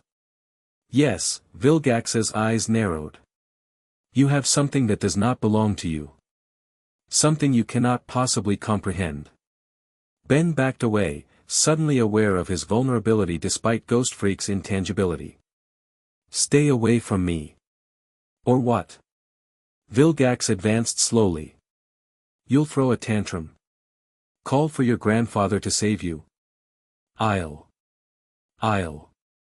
Ben faltered, Ghost Freak's powers suddenly feeling inadequate against the warlord's overwhelming presence. Vilgax raised a device in his massive hand. "Ectonurites may be intangible, but they still have weaknesses." He activated the device, and a special frequency beam shot forth, striking Ben directly. Pain lanced through his spectral form, not physical pain, but a disruption of his very essence. Ben screamed, his ghostly voice echoing through the corridor. "The OMNITRIX cannot save you here," Vilgax continued, adjusting the device. "In fact, it has doomed you. Had you been an ordinary human child, I would never have noticed your existence." Ben struggled against the paralyzing beam, desperately trying to access Ghost Freak's powers. The OMNITRIX symbol on his chest blinked erratically. "Why, do you want the watch so bad?" Ben gasped between waves of pain. Vilgax paused, studying the child curiously. "You wear the most powerful device in the universe, and you don't even understand what it is?" "It lets me turn into aliens," Ben managed. "It contains the DNA of every sentient species in the galaxy," Vilgax corrected. "A genetic library of unprecedented power. With it, I could create armies of any species I choose, soldiers perfectly adapted to conquer any world." Ben's single eye widened. "You'd use it to hurt people?" "I would use it to bring order to a chaotic universe," Vilgax declared. "Something a kindergartner could never accomplish." "I'm in first grade now," Ben corrected automatically, then immediately felt foolish. Vilgax seemed amused by this response. "Indeed. All the more reason the OMNITRIX should be wielded by someone of greater maturity." The OMNITRIX symbol on Ben's chest beeped louder, the transformation nearing its end. Ben knew that when it timed out, he'd be completely defenseless against Vilgax. "My grandpa will stop you," Ben said defiantly. "Maxwell Tennyson is a retired plumber with outdated technology," Vilgax dismissed. "And the Petrosapian bounty hunter cannot stand against my forces for long." As if to punctuate his statement, the ship shuddered slightly, and alarms began blaring throughout the corridor. Vilgax's eyes narrowed. "It seems your family is more resourceful than I expected." He pressed a control on his gauntlet. "No matter. I have what I came for." The paralyzing beam intensified, driving Ben to the floor as his ghostly form lost cohesion.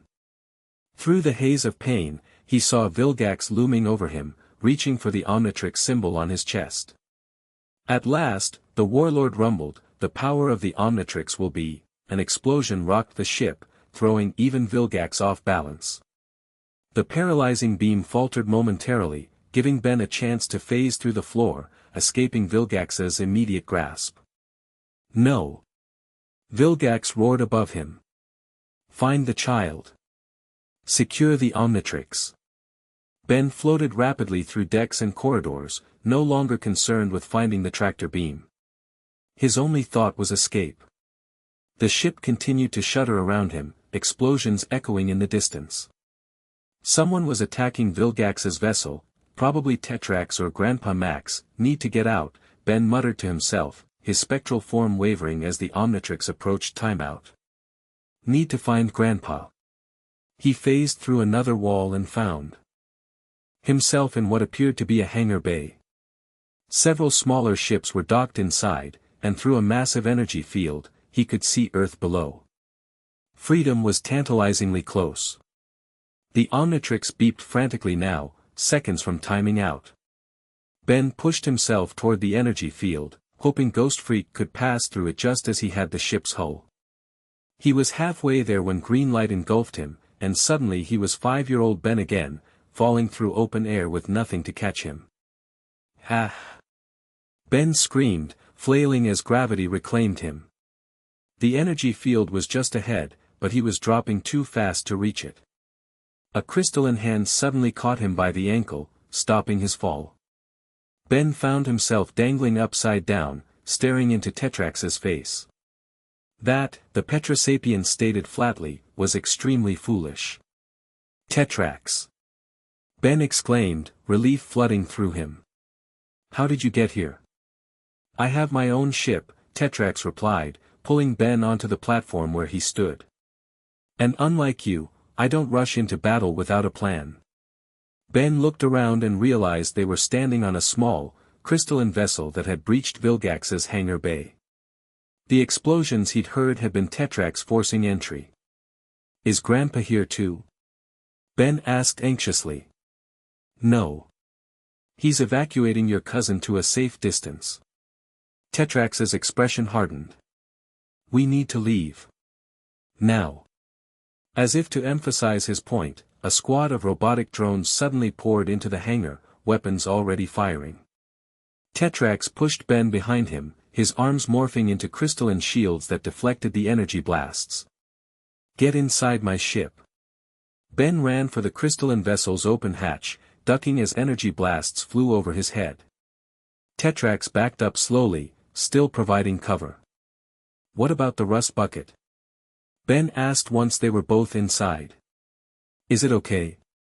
Your grandfather managed to break free of the tractor beam when I launched my attack," Tetrax explained, moving quickly to the ship's controls. "They're safely away." Relief washed over Ben, quickly followed by shame. "I messed up, didn't I?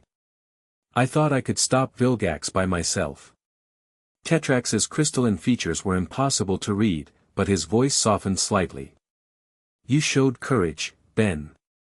Misguided, perhaps, but courage nonetheless." The ship hummed to life around them, its crystalline engines pulsing with energy. Outside, more drones had entered the hangar, their weapons trained on Tetrax's vessel. "Hang on," Tetrax warned, strapping Ben into a seat clearly designed for someone much larger. "This will be turbulent." He activated the engines at full power, and the ship shot forward, bursting through the hangar's energy field into open space. Energy blasts followed them, a few connecting with the ship's hull but causing no apparent damage. "Are we going to crash?" Ben asked, wide-eyed as Earth loomed larger in the view screen. "No," Tetrax replied calmly. "Though the landing may be somewhat abrupt."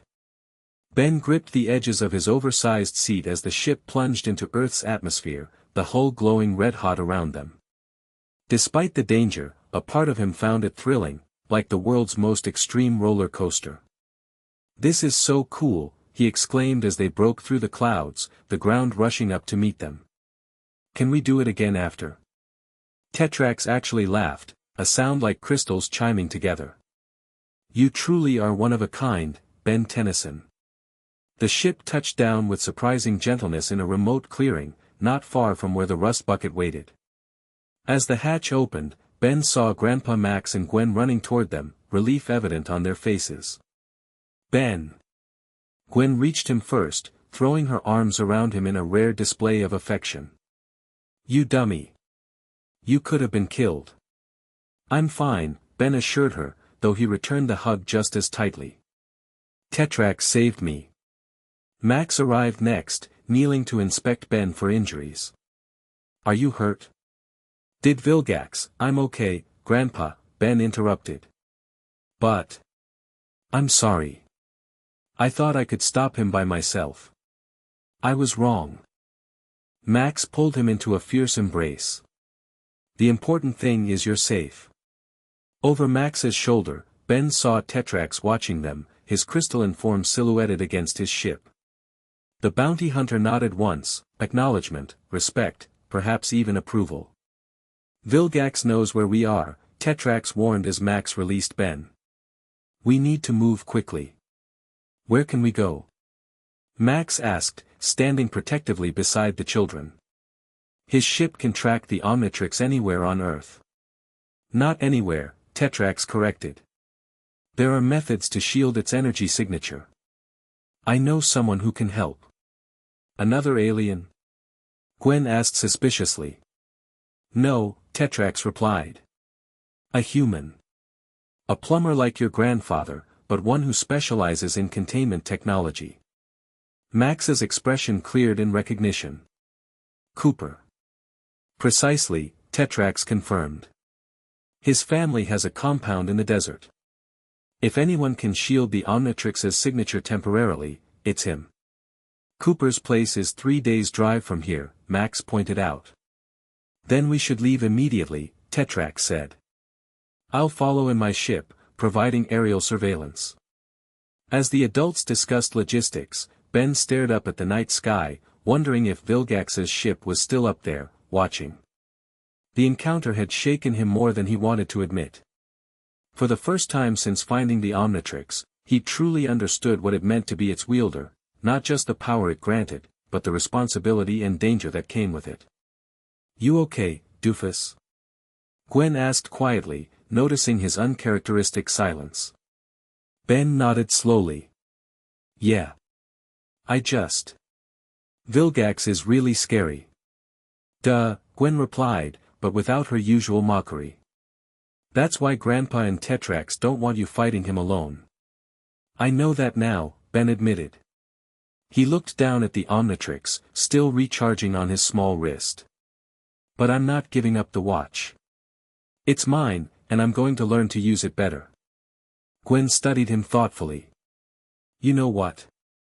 I think you might actually be growing up, Ben. I am not, he retorted automatically. Growing up is boring. Gwen rolled her eyes. Same old Ben. But they both knew something had changed. Ben Tennyson was still 5 years old, 5 3/4, as he'd insist, still learning to navigate the world as all children do.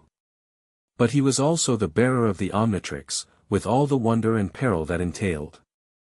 And somewhere deep inside, beneath the childish bravado and impulsiveness, a hero was slowly taking shape, one transformation at a time.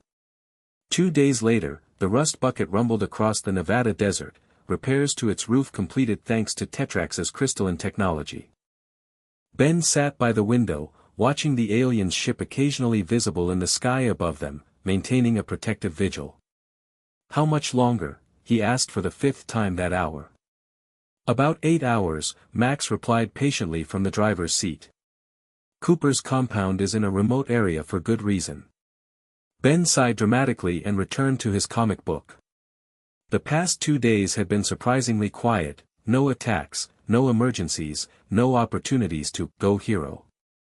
Tetrax theorized that Vilgax was regrouping, planning his next move carefully rather than pursuing them directly. Ben, Gwen called from the small table where she'd been working on something. Come look at this. Grateful for the distraction, Ben joined his cousin. Spread across the table were papers covered with childish but recognizable drawings of his alien forms. "What's all this?" he asked, picking up a crayon rendering of 4 arms. "I'm making a hero guide," Gwen explained seriously. "So you can remember what each alien does best." Ben blinked in surprise. "You're helping me?" Gwen shrugged, trying to appear nonchalant. "Well, someone has to make sure you don't mess up all the time." "I don't mess up all the time," Ben protested, though without real heat. He examined the drawings more closely, noticing how Gwen had written notes beside each one, simple words he could read himself, with more complex concepts that Max had obviously helped her write. "Diamond Head is good for protection," he read slowly. "XLR-8 is best for getting away fast." "Escaping," Gwen corrected. "And rescuing people from danger."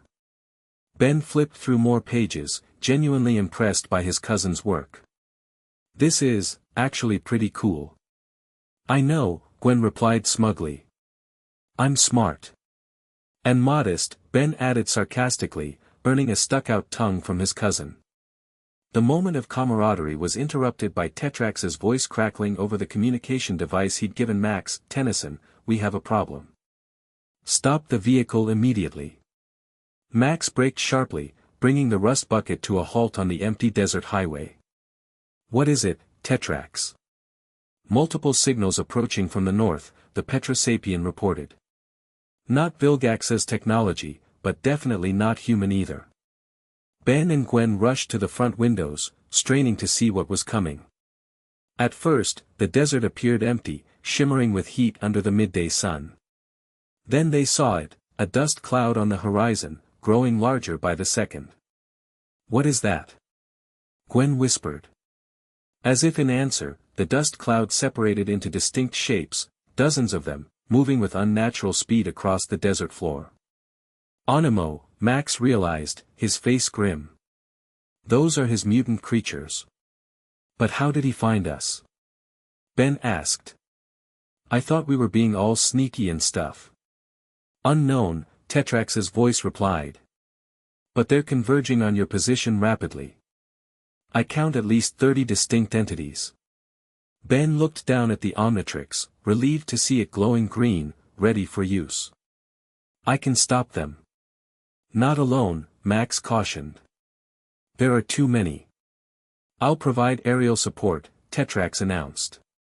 "But we should consider retreat as our primary option." Max studied the approaching horde through binoculars. "No good. They've spread out to encircle us. We'd never break through." "Then we fight," Tetrax concluded.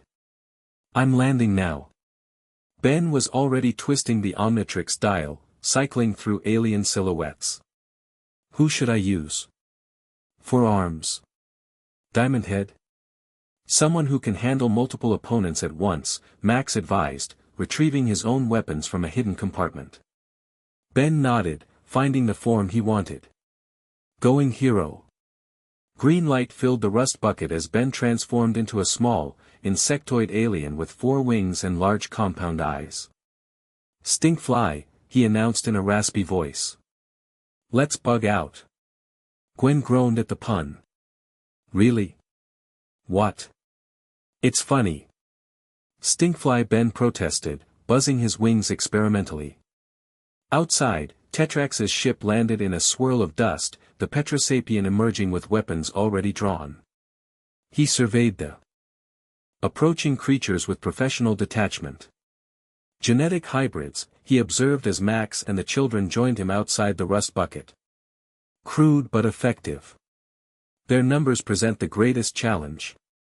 The mutant horde had resolved into clearer shapes now, creatures combining features of different animals with technological enhancements visible on their bodies.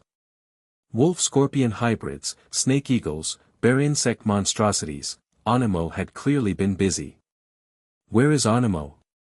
Max wondered, scanning the horizon. "He usually controls these creatures directly." As if in answer, a vehicle appeared behind the mutant army, a modified dune buggy with scientific equipment bolted to its frame. In it sat Dr. Onimo, his mutation helmet gleaming in the desert sun. Tennyson, he called, his voice amplified by speakers. Surrender the child and the Omnitrix, and I may allow the rest of you to live. Not happening, animal guy. Stinkfly Ben shouted back, hovering protectively near his family. It's Onimo, the scientist corrected furiously. Dr. Aloysius James Onimo. Why can no one get that right? Because it's more fun to annoy you, Ben taunted. Onimo's face contorted with rage.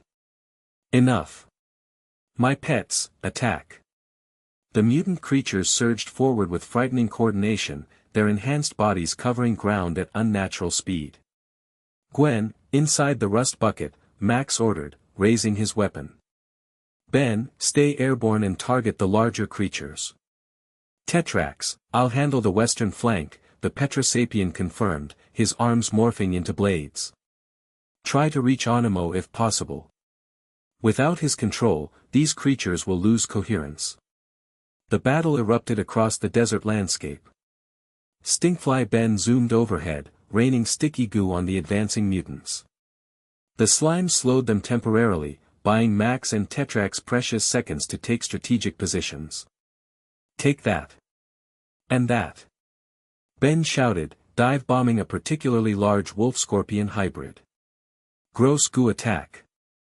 The creature roared in frustration as its legs became stuck to the desert floor. Ben zoomed upward again, narrowly avoiding its snapping pincers.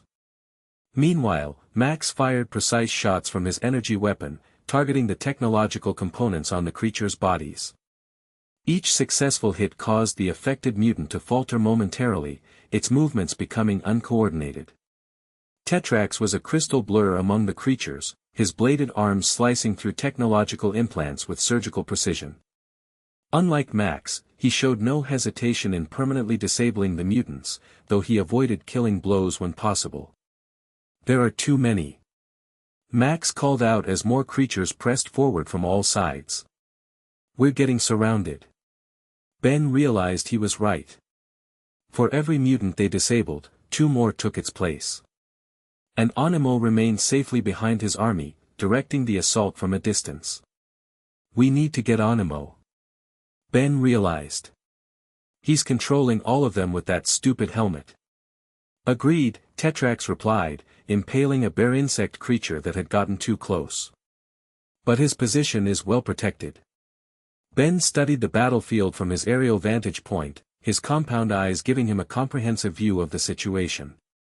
Onimo remained in his dune buggy behind at least a dozen of his largest creations, occasionally adjusting controls on his helmet to direct the attack. I have an idea. Ben announced, swooping down toward the rust bucket. Gwen. I need your help. His cousin peered cautiously from the RV's doorway. What? I'm staying inside like Grandpa said. I need you to be a distraction, Ben explained hurriedly. Just for a minute. No way. Gwen protested. Those things will eat me. They won't get near you, Ben promised. I just need Onimo to look the other direction for a few seconds.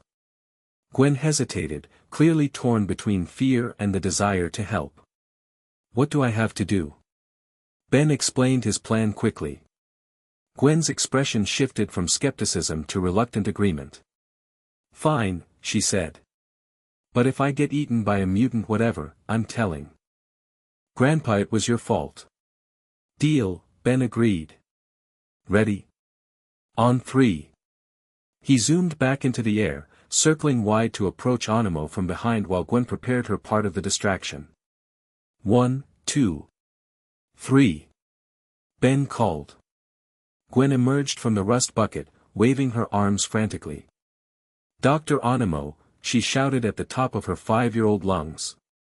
Your mutations are scientifically impossible and defy basic genetic principles. The unexpected scientific critique from a kindergartner caught Onimo's attention just as Ben had hoped. The scientist turned his dune buggy to face Gwen, momentarily focusing his attention away from the main battle. Impossible? Onimo sputtered indignantly. How dare you? My work is revolutionary. What would a child know about genetic science? I can read at a 3rd grade level. Gwen shot back. And your mutations violate Mendel's laws of inheritance. While Onimo was distracted by this unusual challenge to his scientific credentials, Ben zoomed silently around behind him. With perfect timing, he unleashed a massive glob of Stinkfly's most adhesive slime directly onto Onimo's mutation helmet. What? Onimo shrieked as the controls short-circuited, sparks flying from the now gummed-up technology. No. The effect on the mutant army was immediate and dramatic. Without Onimo's coordinating control, the creatures faltered, their movements becoming erratic and uncoordinated. Some turned on each other, others wandered aimlessly, and a few simply collapsed as their technological enhancements failed. It worked. Ben crowed triumphantly, hovering above Onimo's vehicle. Not so smart now, huh, animal guy. It's Onimo, the scientist screeched, frantically trying to scrape the slime from his helmet. You miserable child. Do you have any idea what you've done? Save the day. Ben suggested cheerfully. That's kind of my thing now. Before Onimo could respond, Tetrax appeared beside the dune buggy, crystal hands seizing the scientist by his lab coat. Your creatures are defeated, the Petrosapien stated flatly. And you have much to answer for. This isn't over. Onimo declared, still struggling with his ruined helmet. I'll build more. Better. Stronger. Not today, Max announced, joining them with his weapon trained on Onimo. The plumbers will be very interested in your illegal use of alien technology. Ben landed beside them, the OMNITRIX symbol on his head beginning to beep. Looks like my time's almost up. Perfect timing, Gwen remarked, approaching cautiously now that the mutant creatures had been neutralized. You actually didn't mess up this time. Thanks for the distraction, Ben replied sincerely. That was some good science white trash talk. Gwen grinned. I've been reading about genetics. I knew it would make him mad. Green light flashed as Ben returned to human form, the 5-year-old looking exceptionally pleased with himself. That was awesome, he declared, bouncing excitedly. We were like a real superhero team.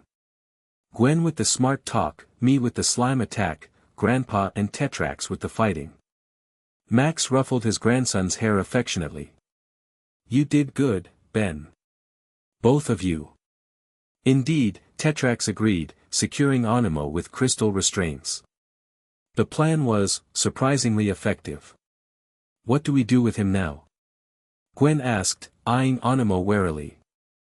I'll contact the nearest plumber outpost, Max decided.